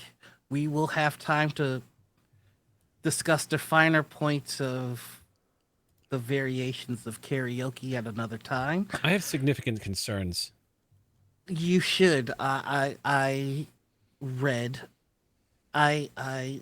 Sir, I'm sorry. Made a I have to interrupt mistake. you. That makes no sense to have 3 warp cores. On Stardate 60037.04, the USS Ross was nearly pulled into a subspace tear on its first mission into the Alpha Quadrant. It almost was destroyed when they separated the saucer, which would normally not be a problem for other Federation starships, except for the Ross happened to have a warp core inside of the saucer section, which, as you know, saucer sections don't normally carry warp cores. Warp cores attract ships into subspace tears. The Ross should have been destroyed. It was pure luck that it was not. It was ludicrous to have had the warp core there to begin with. Simply putting a secondary warp core into a starship makes no sense unless it is an emergency secondary warp core, which is standard on Intrepid class vessels and But should be implemented further on the more advanced You know class what vessels. rhymes that's- with warp core is warp tour, and that's why we should add an extra karaoke lounge. All See, right, that's the problem that everyone. I'm having with you, Veevee, is that you can only add so many karaoke labs before everything starts to break down. Do you know how many instruments they tear through This when there's is- bar fights all over the place? That's why a piano is better than having multiple guitars. I don't want to Your have this discussion with you commander yet is again, Veevee, about the speaking. implementation of. Rylem, you are correct. Having 3 warp cores would be detrimental. That's why the commission states that there are only 2. I made a mistake. Then I hereby adjust my complaint to 2 warp cores. Received and acknowledged. Veevee, I was also mistaken in the number of holograms that would be required. It is not 30, it is 6. I was mistaken. Oh, And okay. So then we probably only need like 1.5 karaoke lounges, 2 at the most. And Lieutenant Kaz, I can't help but see that there seems to be something amusing. Oh, yeah, all of this. Yeah. I'm having a great time. Good morning, everybody. Zaluth, if you, the roll has, some time has passed since we rolled, but if you would like to spend one of your momentum for more information from this profile, you can do that. I would absolutely love to do that. All right. Rylem looks stressed out a little bit, just looking at his data pad. You also get more information about, as you look at this more deeply now, you're able to relay to your team, if you choose, that the ship already has a designation number and a name. This is going to be called the USS González Sanabria. And it is named after a Puerto Rican scientist, inventor, mentor, and Ohio Women's Hall of Fame inductee from late 20th and early 21st century Earth. She also worked for NASA's Glenn Research Center. Her first name is Olga. So you receive this in the profile. And there was one other question that was asked, and you now see the answer to that, which is the mission profile of the USS González Sanabria. It is a multi-role explorer. And you know what? I won't have you spend another momentum for more information. I'll just give you this. Some traits and uses of a multi-role explorer are, if I can find it quickly enough without stalling. Oh, this is why I have all these tabs, isn't it? Small craft. Yes. Okay. Space mission. Is that the right? Nope. Oh, there it is. I found it. So, for anyone following along in their PDF or hard copy of the Utopia Planitia book, this is on page 70 in chapter 3, The Multi-Role Explorer. So, it's a jack of all trades. So, rather than being specialized for a single type of mission, this is the type of ship that gave the versatility to captains like Jonathan Archer and James T. Kirk to explore strange new worlds, seek out new life and new civilizations, and boldly go where no one has gone before. Some of the talents that this type of ship has, or will have once you build it, will be improved hull integrity, improved power systems, redundant systems, as we have discussed with the Warp Core, rugged design, and secondary reactors. And I will drop that in the channel as well for you. Team, this ship is the USS Gonzales Anibria. I want you, before you begin to put your work together, to understand who this ship is named after. I want you to understand the purpose of this ship. I understand levity and karaoke and enjoying the tasks that we have before us. We are the Federation. It is our responsibility to make sure that the best of us are safe when they are discovering things that will improve the life of everyone involved in the Federation and beyond. You have in front of you what needs to be done, when it needs to be done, and how it needs to be done. And if you are unsure as to what steps to take, you are surrounded by the smartest and most capable minds that the Federation has. We cannot fail, because if we fail, then the lives of many will be lost because of our incompetence. So, you have your orders. You have the ship that needs to be built. And the person that we are honoring in building it. So I ask again, are there any questions?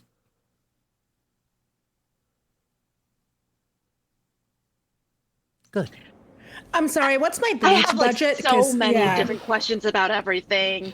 It seemed like a moment was happening and I didn't want to interrupt, but I have so many questions. Mhm. Should I just come like after hours to your quarters to ask you all these questions? Absolutely not, no. Well, because here's the thing, if it's like mostly holograms, I don't have to worry about like stains getting on the white sheets. So you told me I had a limited white sheet budget last time. I would like an expanded white sheet budget, and also towels and curtains. There is going to be a live contingent of persons staffing the ship as well as the holograms, Yes, correct? They only have 6 hologram crew members. The rest will be personnel. Starfleet. Okay, well then I Yes. have to increase my white sheet budget. I'll get with you at that after it. It would only make logical sense that if the white sheets are what continuously gets stained, perhaps looking towards another color. I'm sorry, it does not compute. Beep, bloop, bloop, bloop, blop, blop, blop. Doesn't compute. I'll talk to you about it later. You are aware Veevee that does I this am... all the time. She just pretends that she's a robot. Bleep, bloop, blop, blop. I know you're not synthetic. There's a list of reasons that I know that you're not synthetic. I didn't mean to be synthetic. That's insensitive. I was just saying my favorite phrase from my favorite song, which is bleep, bloop, blop, blop. You all have your orders. It just sits down. All right, with Zaluth bringing the meeting to an end, you all filter out, and we follow Lieutenant Junior Grade Tovaa Kaz. Kaz? Or Kaz. Kaz. Thank you. Kaz, I imagine you're heading back to the salvage yard. I also want to establish with you that you are a lieutenant junior grade, but you were sent to this meeting. Usually you do have a manager who, your chief manager, who we have a name for. Is that Keith? Keith? I What was his have. name? Was that his name? It was something that made me laugh last time. Oh, yeah. Okay, I just remembered. You have two, then let's say. Okay. So they both are. So Keith is on vacation. Okay. And the next in line in the salvage manager. So Keith is the chief salvage, and Gina works under Keith and is the salvage manager. Gina is a human woman in her 50s. She is stout and wide, robust, joyful woman with ruddy cheeks and a curly red bob. And she kind of talks like Mae West for some reason. And so she has been holed up in salvage because you have just gotten a brand new old ship to strip down. And now that this new commission has come in, she sent you to the meeting so she could start the salvage process. So you head back to the salvage yard. And you enter and you see Gina Roberts. Lieutenant Commander Gina Roberts kind of barking out orders. Okay, you over there. You're gonna take that part. Take the drill. Okay, you look at me. Take the drill in your hand. Reverse it.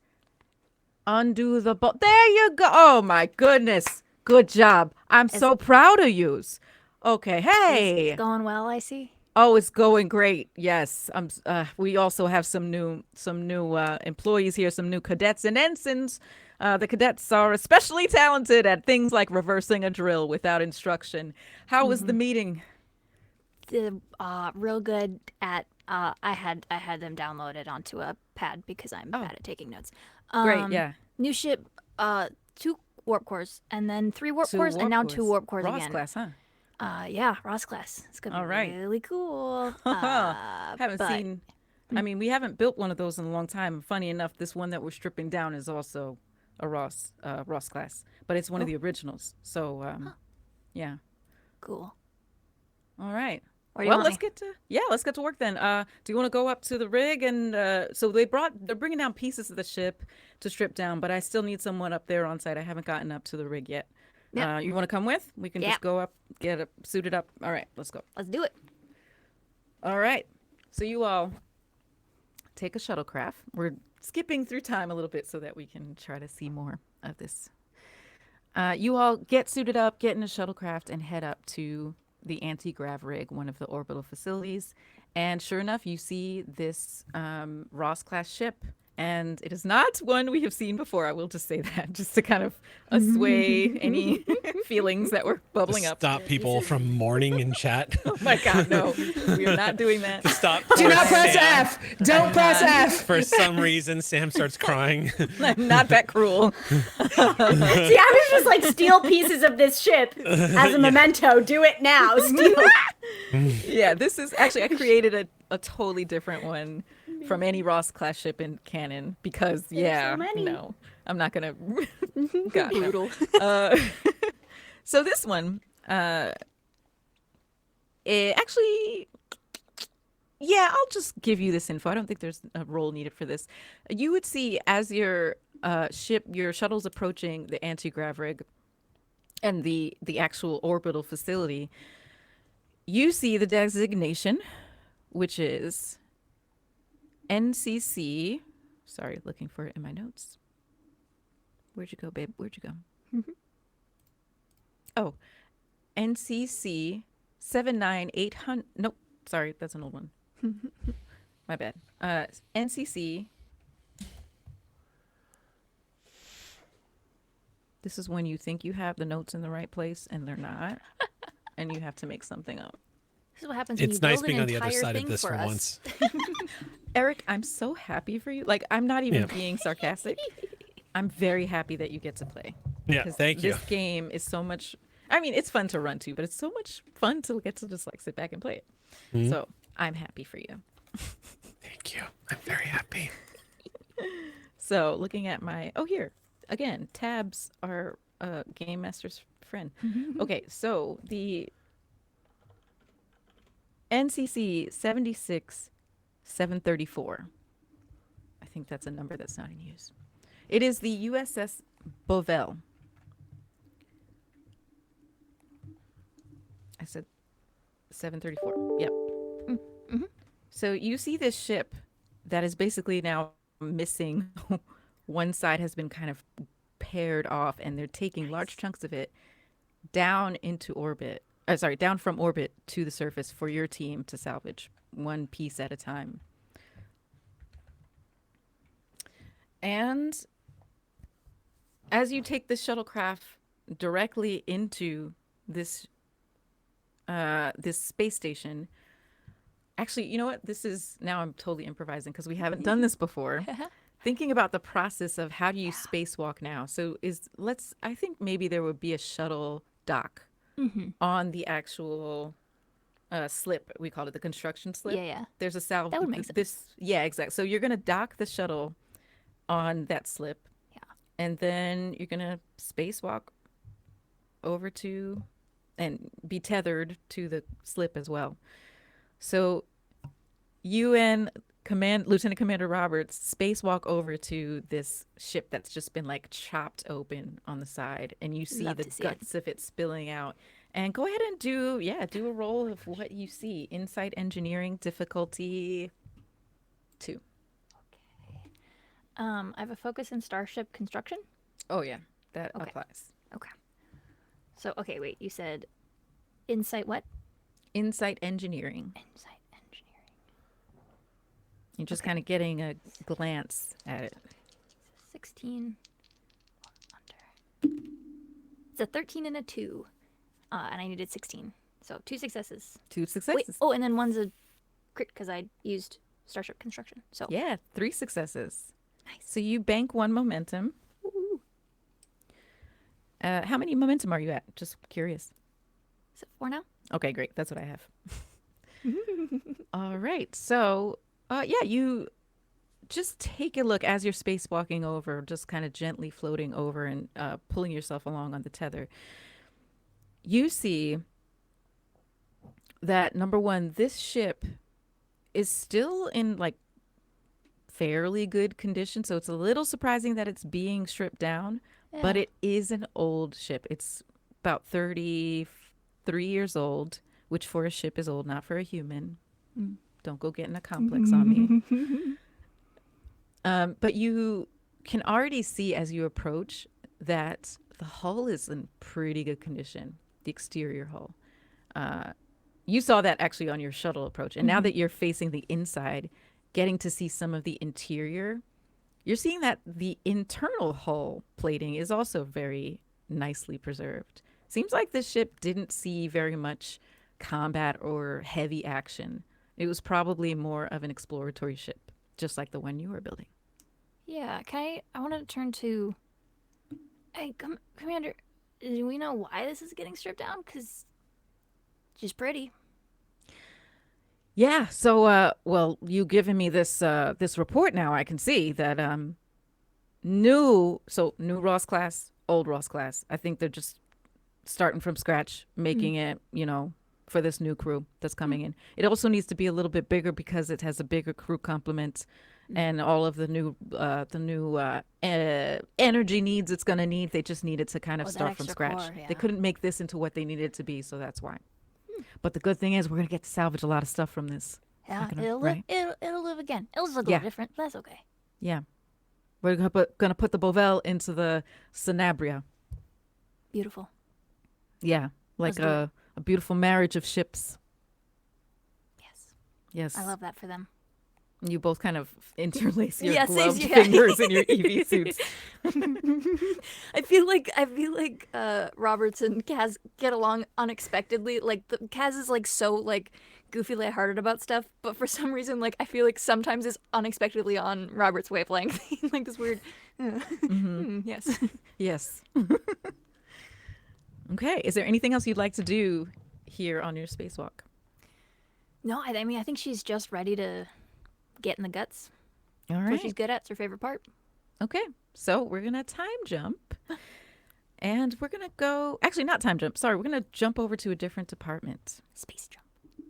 Space jump. Yes. Let's see. Let's go over to propulsion first. So, Dr. I'm learning everyone's names. I That's okay. apologize. Nope, it's the session 0. That's what it's all for. Dr. Reon. Tell me a little bit about your workspace. I imagine you have a couple of things available to you as a director of propulsion. You would have a surface facility, probably its own building that's dedicated to the propulsion department. And you would also have some testing areas out in the Martian fields and also some orbital facilities at your disposal. So where are you right now? Where do you go back to after the meeting? I think he's going for quiet for a moment to think about the task that's been. So he goes back to his quarters, which is on the 12th floor. He's going to head back to his main quarters. So 12th floor of that main living facility building. And as your doors open, what do we see? What are just give us, because, we'll get it more into detail next week. But I have actually mapped out his entire quarters. Nice. I have drawn out because I wanted to get Nerd an idea. alert. Yeah, his quarters are pretty sparse. There is when you walk in, the first thing is a very large desk that is kind of shaped almost like in a crescent, but it's more geometric shaped, but it looks like a workstation that is both a standing and sitting desk if required, where it has some hollow projectors for him to interact with and actually do his work in a physical space. On one of the walls to the far right is a very large screen that is both used for communications as well as checking in on the Federation news services and stuff like that. And on the right wall is a piece of old Bajoran art that is standing next to sort of nearby one of the smaller replicators that's out here. It is one of the few things. The room itself is incredibly sparse. There's two works of art. There is a painting of an Intrepid class starship on a horizon in the very back, and towards that corner near it is that Bajoran piece of art. And then there is a door that leads into the back bedroom, which is where he keeps his regeneration alcove that he still has to use. And that room is also incredibly sparse, save for what looks like a large closet area for him to store whatever he needs to. And in that room, aside from a giant wall panel that opens up to an overlook of the entire shipyard, there is just a few areas of storage for data pads and technology and nutrient delivery stations for him specifically. all right, great. Okay. What do you do with this new commission, new orders, double warp core for an updated Ross class ship? He goes and sits down at the desk, and he as he moves over to behind it, he says, "Computer chair." And as it just materializes, he takes a seat and just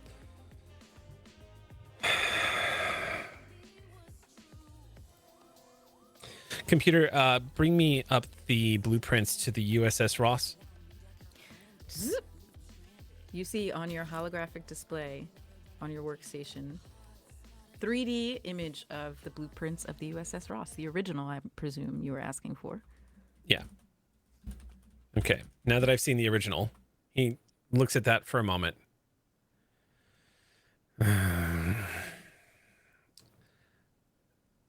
Computer.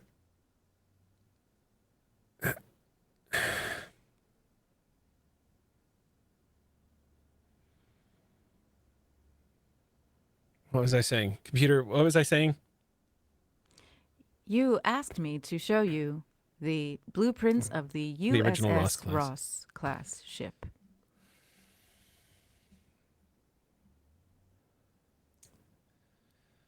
All right. Computer, map out the entire EPS systems of the USS Ross and bring it up in a separate display so that I might see them side by side. Okay, within moments, a second display, now sharing the space, the holographic space, pops up, and you see just dotted throughout that blueprint of the USS Ross, all of the EPS systems highlighted. Kind of blue is the blueprint color, and then they're kind of highlighting a glowing green. Computer, bring up blueprints to the USS Archer, the USS Vanguard, and the USS Yi Sun Sin. All three of these other Ross class ships populate, and you can now see, the differences, the minor differences in this class. Computer, also remove EPS conduit system from each of these vessels and compare them side by side to the USS Ross. Okay. It starts to do that. Let's have you make a roll. Okay. And also tell me what you're looking for exactly. So yeah, Reon is just like, he doesn't understand how this ship didn't explode once it left space dock. And he's expressing deep sympathy for whoever the hell the chief engineer was for the USS Ross. And they must have been a very ornery person, because managing a ship that looked like it was constantly a stick of dynamite with warp nacelles on it must have been somewhat frustrating and stressful. So he is trying to see what the advances have been through every stage of the Ross's development, and to find out, have they actually updated the EPS conduit relays in this ship? Or is it basically still just a giant bomb in space? So he is going to try to figure that out. So I'm making a... Insight engineering. Insight and engineering. Okay. Yeah, it seems like you might have some focuses here. I have computers, transwarp drive, starship power systems. Yes, I have a focus absolutely. here. All right. So, hey, we have one momentum. You have more than one momentum. That's right. How much momentum do we have? 4. 4. I'm going to spend a momentum if that's all right with y'all. Yeah, go for it. Spend a momentum. So that's going to bring us down to 3. So I'll just purchase a momentum here to... Oh, wait, actually. You're an expert in one additional value, which, so in addition, select one of your focuses. This is not the thing, though. But I do have... I have a direct neural interface. Having existed in extension with one of the largest, most complex computer networks known in the galaxy, liberated Borgs possess a natural affinity for all computers and data processing equipment of all kinds, an almost organic computer themselves. When the character attempts a task that involves or is assisted by a computer, the character gains a bonus D20 to their pool. So Nice. I'll just grab that. So now you have 2 additional D20s. Yes, I'm rolling 4 D20 here. Difficulty. Haha. I remembered. I'm going to always do that when I remember to do it. I'm going to make a big deal of it. Sorry.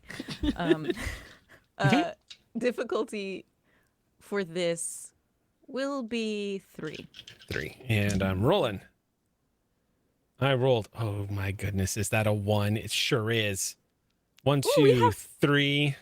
We have like at least 2 ones. 4. I rolled a 3 and a 2 and a 1 and a 12. Whoa. Holy crap. So hold on. That's how many? Let's see. 7. My insight is 8. My engineering is 5. 7. 7. Yeah. Holy crap. I hope Tis- you're not spending all your good juices of rolling here. Well, I just refilled that momentum pool just a little bit. Oh yeah, maxed it out actually, and now you do have some floating. If you'd like some additional information, but let me tell you what you get. So, with that astounding success, you 7. Yeah, you maxed out. Without that astounding success, you watch as the holographic display takes just several seconds to do the following. All of those blueprints you asked it to pull up, it pulls up, it highlights those EPS conduit systems in green, and then you see it not only merge them together to overlay into one map, you see it now populate a timeline of how from each version of the USS Ross class, the Ross class ship, how each version improved upon it. And what you see is that, yeah, it was not minimal, but standard in the first Ross class ship. And then with each iteration, there were certain key areas and, let's say, energy interchanges, traffic points, that they figured out they needed to add additional support from the conduits. And so it became more robust over the generations of the ship. Oh, would you like additional information? Yes. I'll spend one of my free-floating momentum for additional information. You also recognize that because the scale of these 4 previous Ross classes is smaller than the one you're building, you're going to need to do at least 30% more of a conduit system. Let me restate that. Whatever, if you were just trying to scale it, it's an exponential increase in conduits that you need. That's what I'm trying to say. You can't just do 1-for-1 based on scale. You need to increase it exponentially. So they want a smaller version of this will be meters smaller than these versions of the Ross class. And because of the change in size, they want to basically double the circulatory system of the EPS conduits. Well, it's going to be a bigger ship, actually. A bigger ship. Okay. Yeah. Okay. And so that it's going to have, the original ship had 1 holographic core for the XEO. This now will have 6. But still those 2 warp. So it's about kind of the exponential increase is because there's so much power being used by the holographic systems and the double warp core. You need to just really make it robust and make sure there's lots of highway lanes for this energy. I turn to my comms and I'm going to say, Felicia Smith, where are you right now? Oh, I'm here at the warp station on the surface. Oh. I was just looking at those blueprints you wanted me to review. Yeah, I need to talk to you. If you're on the surface, I don't want to bother you with it right now. I'm going to give you a quick overview. I've just been handed something by the commander, who continuously talks to me like I'm a Starfleet officer. And Starfleet is commissioning a new Ross class. And when you're done out there, when you get out of suit and have a minute, could you swing by? Actually, you know what? No, meet me in the propulsion facility. It'll be better to be around noise. Sure. I will meet you there soon. No rush. It's probably better that I give myself a few moments for my mood to improve before you walk in the door. Okay. Okay. Do you want me to bring that tea that you liked last time? Oh, that'd be great. Thank you. Okay, we'll do. Thanks.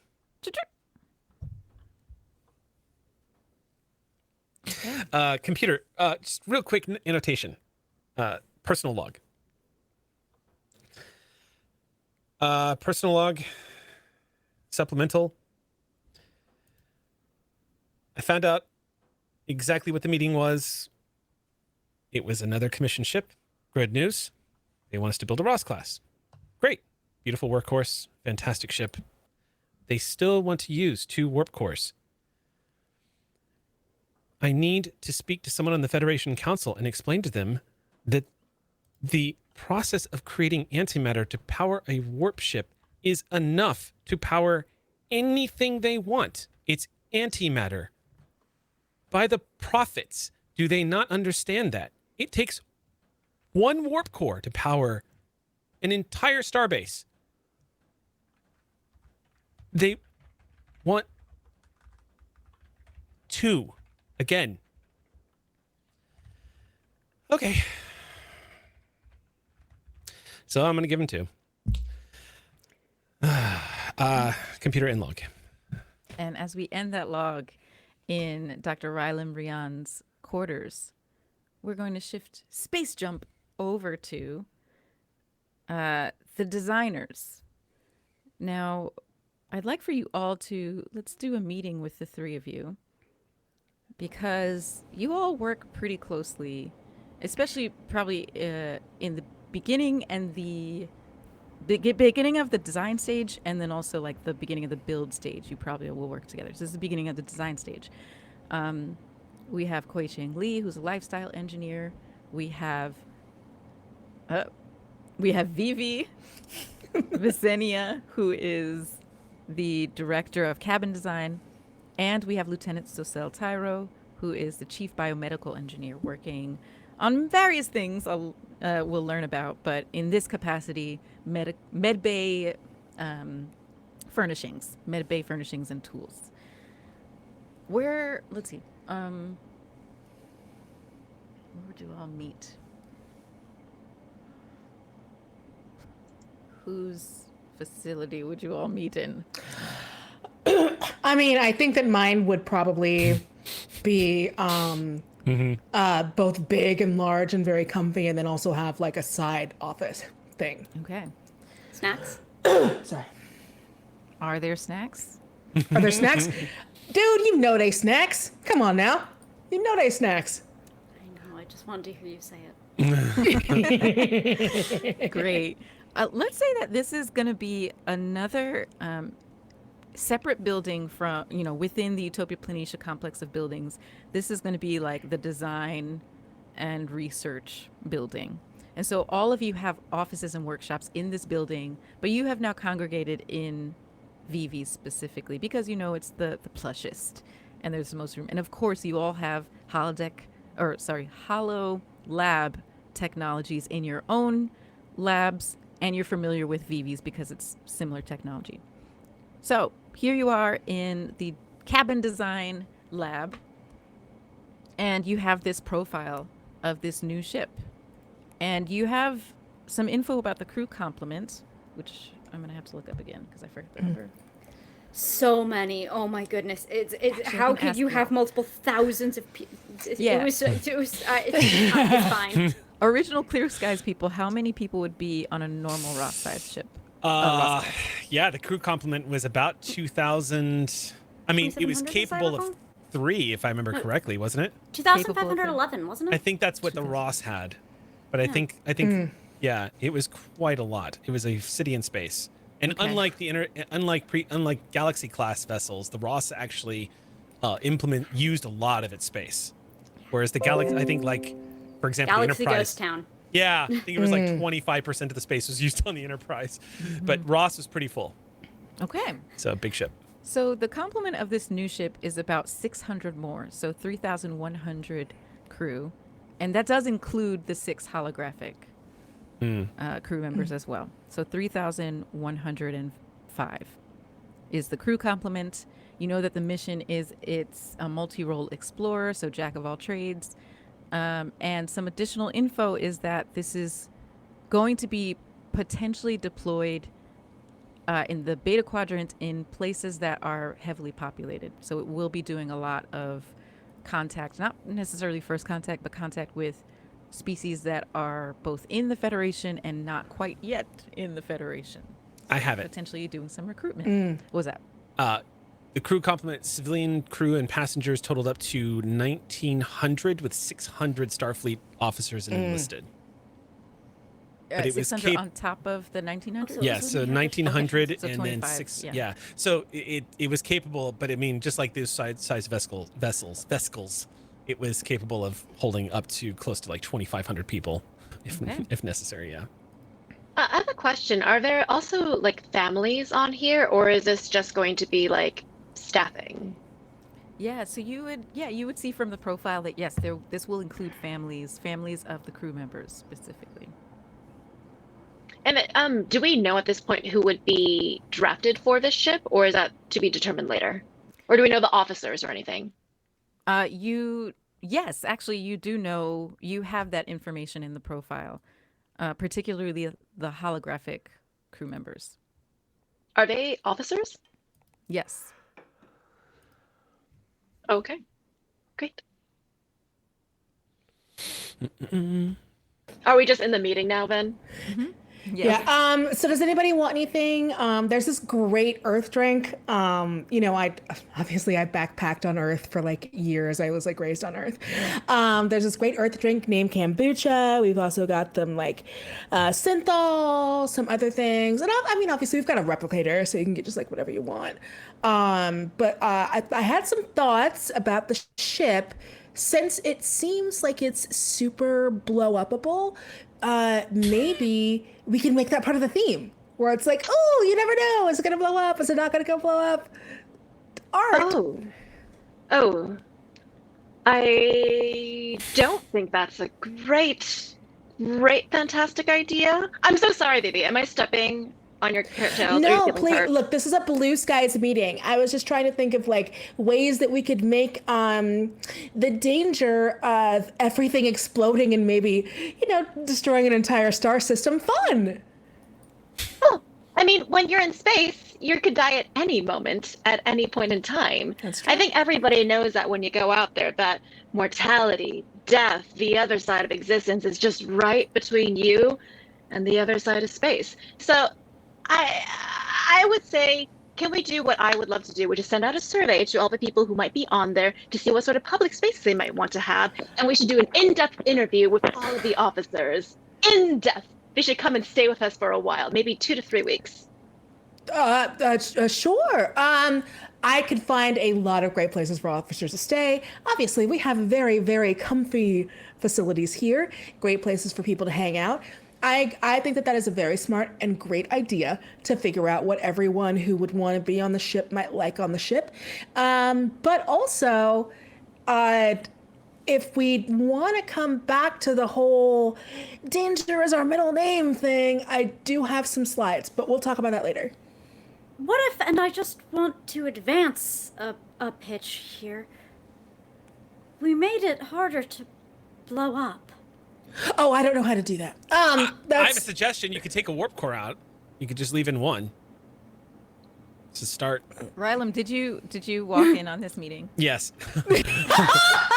He comes walking in.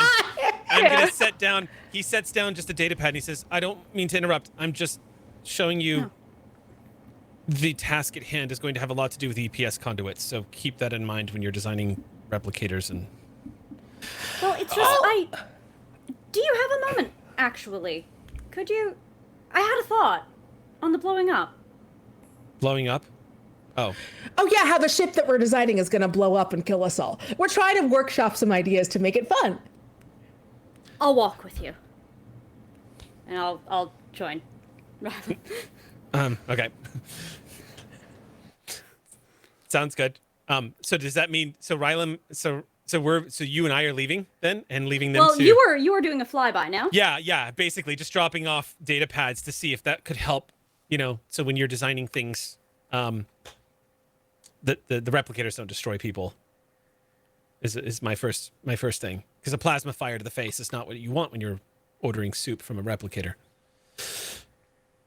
Have you considered reworking the EPS firmware to more effectively synergize the power from the 2 warp cores?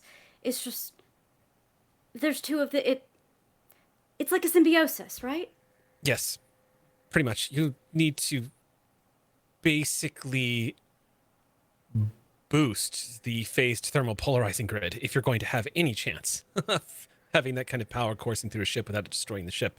And that's easy enough to do. It just adds days and days and days to the construction because you're having to compensate for a secondary warp core, which you don't need. But It really vexes you, doesn't it? It bothers me that the Federation is continuously pouring resources into bells and whistles, as they like to say. It bothers me when they could be focusing on making a single warp core more efficient. Stacking warp cores on top of each other does not make a ship go faster. You will still hit the warp threshold.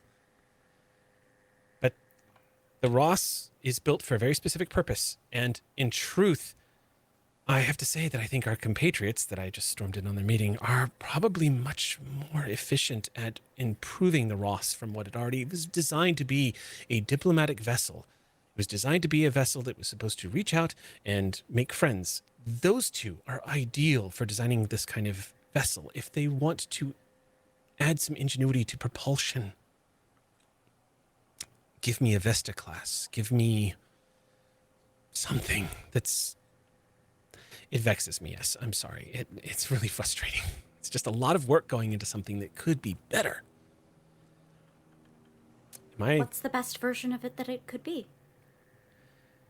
I would love to explore that, but with my energies being put towards the secondary warp core, I feel like it's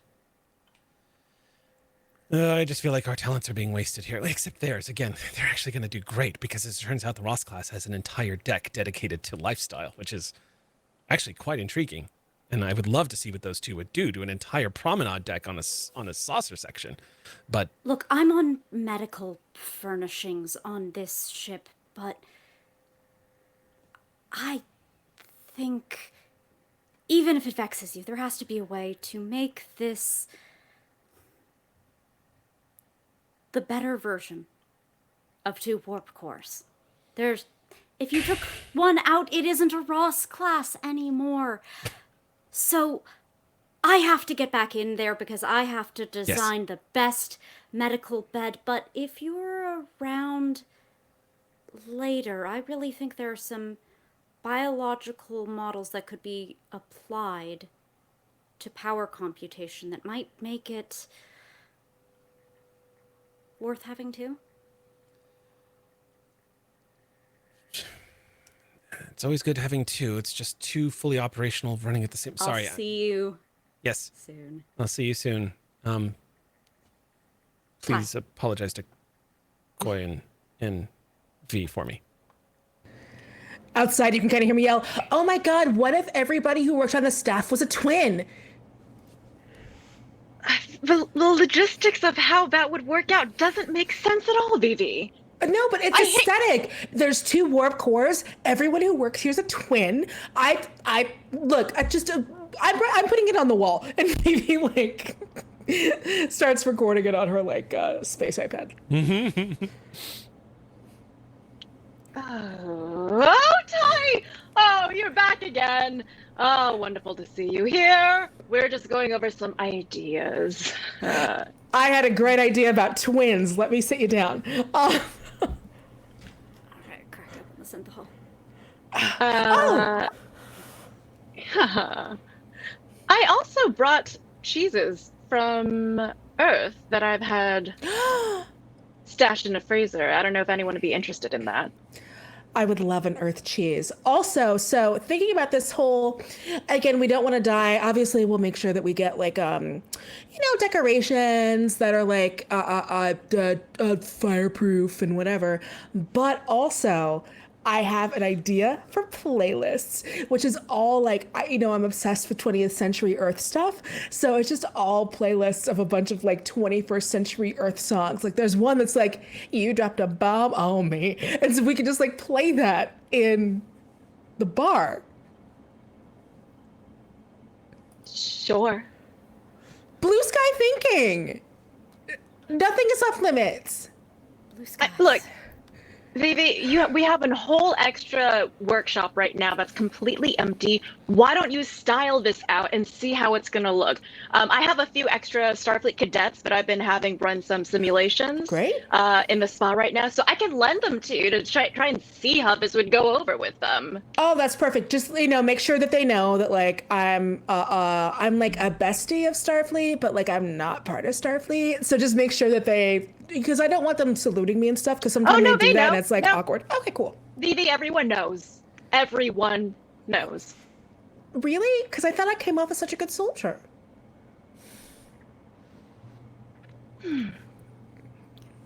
So, we're going to skip in time slightly, and this is going to be one of your ongoing tasks, to be both salvaging the Bovel and building the Sanabria.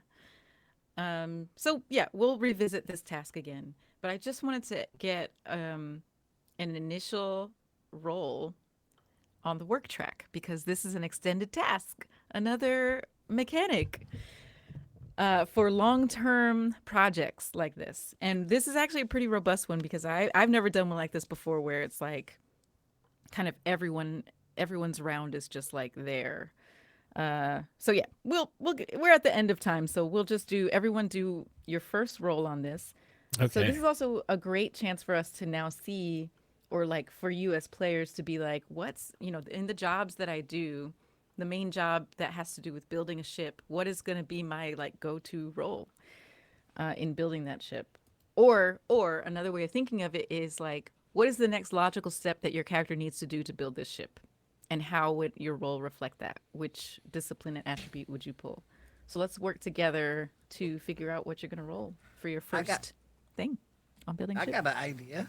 Yeah, go ahead. I believe it was Veevee that suggested getting in contact with the crew that would ultimately be living here, and I thought that Veluth might take that into consideration and try and establish a meeting between the designers and the potential new crew Yeah, of the ship. great. That sounds a lot like command, maybe command presence. Let's see. Hmm. Make your command presence do it. Sorry. Yeah, presence command. All right. Here we go. All right. So my command is 4 and my presence is 10. I rolled a 6 and a 4. My trash rolls are finally empowering me. Now, by the way, everyone, players and viewers, I'm basically going to we're going to do the first roll on this extended task, and then I'm going to build the whole thing. We kind of ran short on time, not for any bad reason. We had good stuff going on. So for next time we revisit this task, I will have the extended task and the work track all figured out. But these first rolls are going to just kind of kick things off. So you got 2 successes, it sounds like, right? Any focus? Did you use any focuses there? Oh,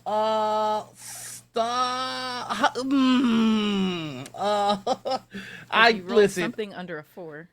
I got observation, astro navigation, Starfleet protocol, helm operations, improvisation, and emergency medicine. I would say this might be like an improvisation since it's not protocol to have the crew meet the designers, but I don't think that's.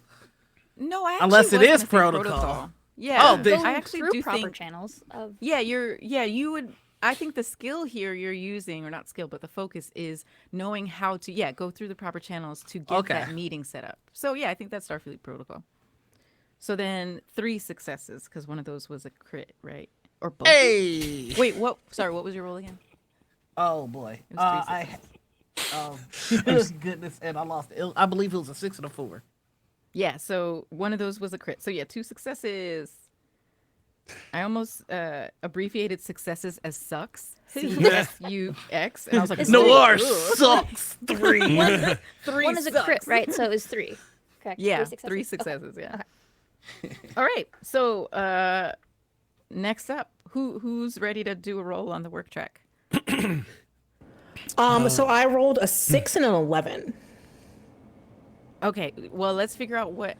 Save that roll. Saving?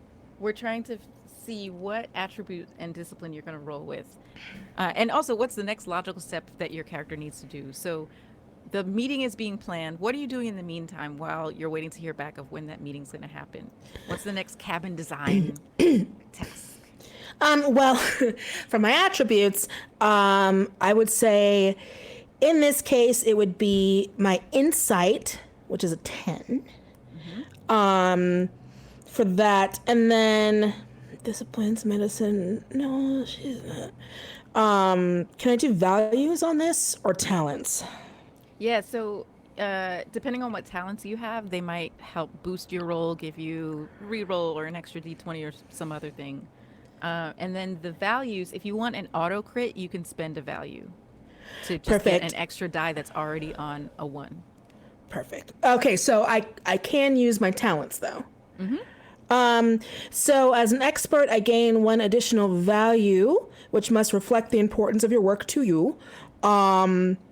And then, in addition, select one of your focuses. This is the field you are an expert in. When I use this focus on a task and succeed, you generate 1 bonus momentum, which can't be saved, so I gotta use it.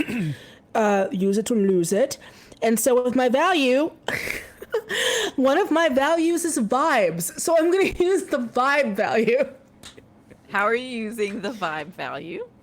Or what are you trying to do, actually? Well, so since we have this meeting coming up where we're trying to meet people, also in addition, gosh, maybe I should use, because I have extrasensory perception. Oh yeah. So I should probably use that instead of vibes. But yeah, just like letting me come into the room and like kind of, because you know a lot of these Starfleet dudes can be really like. So allowing me to come into the room, make everyone feel very comfortable, chill out, and sincerely give us what would make them the most comfortable, while also being able to kind of sand off the rough edges of things that I might say that is not comfortable for anyone. This sounds like insight command to me. Sounds good. And I'm going to say it sounds like you're prepping for the meeting, basically, doing your research. Yeah, on I'm these- prepping for the yeah. meeting. Mhm. All right. Sounds good. You're using your focus. Yep. Okay. So you already rolled. So what's your insight plus your command? I don't have your sheet open.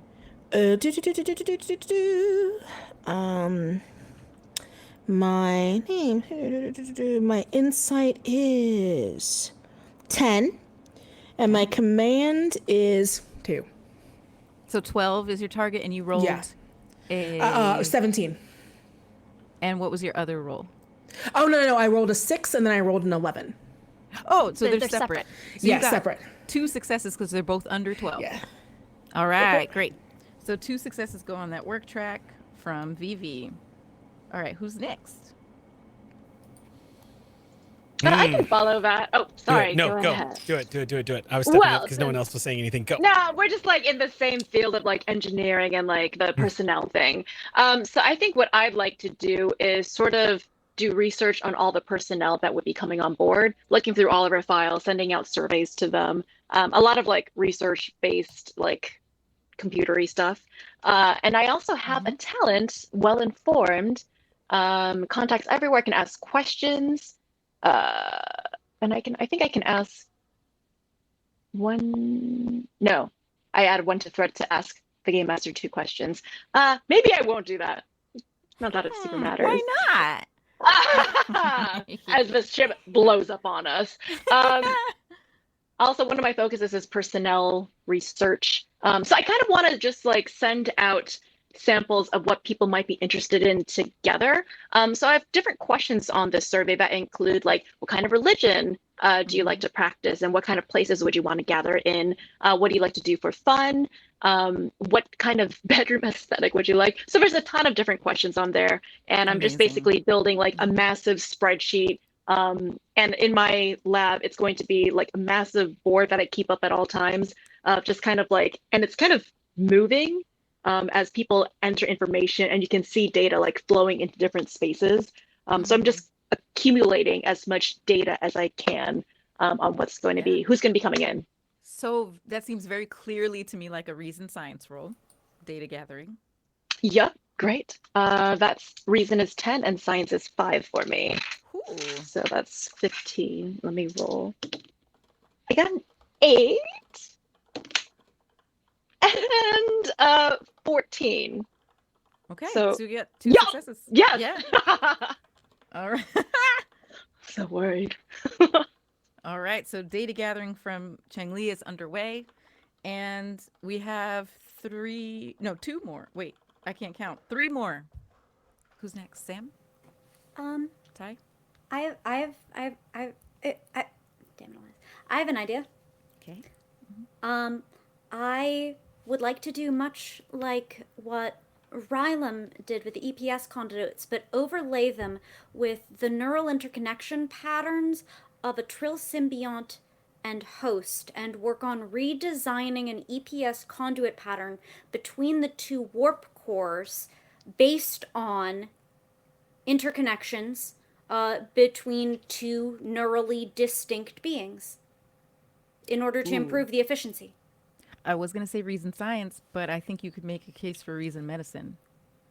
I would love to make I will take either, but yeah, I think it's medicine driven, hopefully for a handoff toward the doctor. There's definitely some compatibility there. Tell me, are you using a focus? Because that could also determine which way it goes. Computers, organic systems interface, or rapid bioprototyping all seem relevant. Oh, that sounds very medicine leaning. Okay, sounds Yeah. good. Yeah. All right, reason medicine. Okay, lovely. Oh, carbon or silicon? Nature is nature. I'd like to play one of my values. Yay. Okay. Because I am using a natural model for silicon computation. Okay, cool. So that starts with 1. And then... So that gives them an additional Did you separate just roll a one 20? that's auto crit. Eric, how do you know me? Because What's every wrong time with Sam you? gets excited, it was probably a critical failure of some kind. Shush!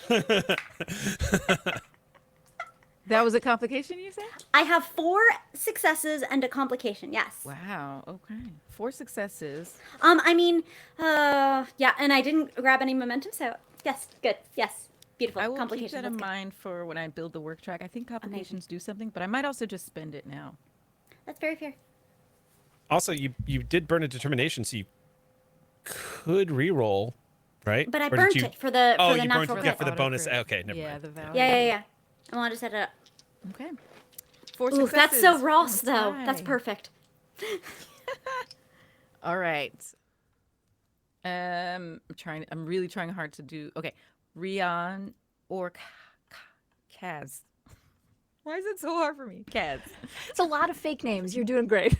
Thank you. Rion who had, would had like raised to- a hand earlier, so you can take Okay. it if you want. Would you like to? Director? Yeah, okay. You can just Okay. call me Ree for short if you want. All right. Let's see. What would I use here? Yeah, so what's your next logical step in Well, if you're going to do this again, especially with the improvements made upon Warp Core, and you're incorporating your... Because, let's see. Well, on top of everything else, they, of course, naturally want organic power. They want binaural gel pack? bioneural gel packs baked into this, which is a very delicate system and commonly used on smaller vessels. So they want, I guess I'm going to use everything I know about internal power systems. And Okay. yeah, Reon's just going to see what comes to him. He's just going to start playing around and seeing, yeah. Okay. So you're kind Yeah. of like in the still kind of discovery phase of what direction you're going to take this in. Literally just Sounds like- yeah. He's basically Yeah. pulling hologram, like the holographic displays and doing the overlays and then calling up other ship systems and looking at other ships that use the bioneural gel packs. And he's just Yeah. like, all right. Go ahead. maybe." Yeah. I'm thinking either insight engineering or reason engineering. Which one calls to you more for this? Well, one of his weakest attributes is insight. So Okay. I would probably pitch reason. Yeah, if it's like more data gathering, then yeah, that I mean, makes sense to me. Yeah, Rylem Reon mostly thinks in that sort of capacity. He has Okay. a very like structured way of thinking, so he's just going to his mind palace, as it were. Right, and and- also gathering more information to help inform your decisions later. That's reason Yeah. to me. Yeah, Yeah. All right. Okay. All right. So reason engineering. engineering. Wait a minute. No, hold up. What's when you I have a talent called testing a theory. I've got a theory. Sorry. When you attempt a task using Couldn't not. engineering or science, you may roll one additional d20 so long as you succeeded at a previous task covering the same scientific technological field earlier in the same adventure. So I will, Yeah, with your permission, roll works. 3 d20 on works. this one. All right. And I'm guessing my focus of shipboard power systems is going to come into play. Mhm. So here we go. Oh, wait, but I'm a freaking XB, which means my direct neural interface having existed as an extension, blah, blah, blah. So attempting any You get task. another d20. I get another d20. I'm rolling 40-20 and I haven't even spent momentum. Let's do this. I roll. We're a computer. Oh, I rolled a Leve. Another complication? Yeah, I rolled a but hold on, I have different stats for this because I'm using reason. So let's see. So reason and engineering. So I've got 1, 2, 3, 4 successes and 1 complication. That's the same roll. I rolled a Leve. Wow. I delivered I it made up. it look good. Yep. Okay. I All right. imitate the best. So, No, you. Kat, I'm so sorry. Think I need to spell it phonetically for myself. Ooh, sorry. Kaz, not Kaz. Microphone Kaz. is free. Think like Cassie, like that kind of Cassie. like Thank you, Kaz with the Kaz. K-A-Z. Okay. If that will help. It does help. Kaz. Okay, good. Kaz. Okay. What's your next logical step? I mean, I feel like pretty straightforward. She's gonna perform some percussive maintenance. She's gonna start pulling this ship apart, start bringing out parts for people. I mean, she'll probably do some go between, like figuring out who needs what, but she is not like in charge of stuff. She is just kind of a little go between. So she's probably just getting notes on what people need to look at and pulling it right out of that ship and bringing it over for folks to make modifications on. So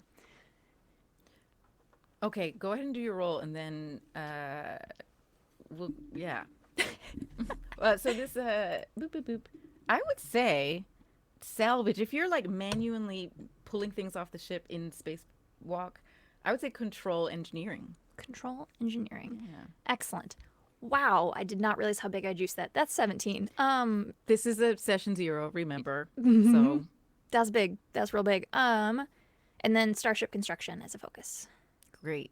Yeah. It's an 8 and a 16, so 2 successes. 2 successes. Okay. So as we close out this session 0, I also want to say, because this is an extended task, those complications don't just affect you. They affect the whole team, the whole project, the whole situation. So, Cass, as you're floating, tethered to the slip and this deconstructed ship and just pulling pieces of hull and guts and bioneural gel packs from this 30-plus-year-old Ross-class ship, you see something. You don't hear it. You see something kind of gently flowing, almost percussively, riding along the bioneural gel packs, slithering away from you. And that is where we will end this session 0. Just kidding, Kaitlin. You're playing Beacon. Ah, here we go. I think there's like a chirp commander. That's Yeah. Oh god. Oh man. Paperwork. Oh. Okay. Oh Well, my goodness. thank you all. We ran a little bit over time. Thank you for hanging in there, players and viewers as well. This was our session 0, our last session 0s. Next week we launch, Next week, first episode. and we already have something happening.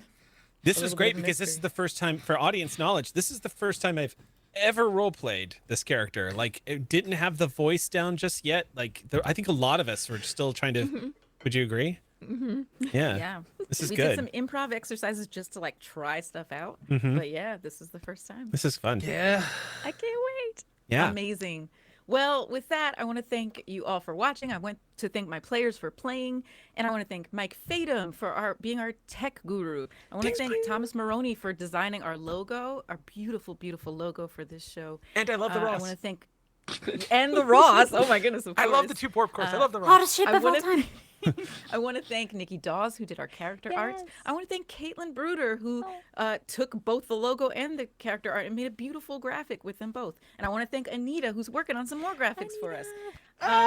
Thank you all. You all are awesome. Thank you, Modifius. Thank you, Cryptic, Star Trek Online. We will be back next week to launch.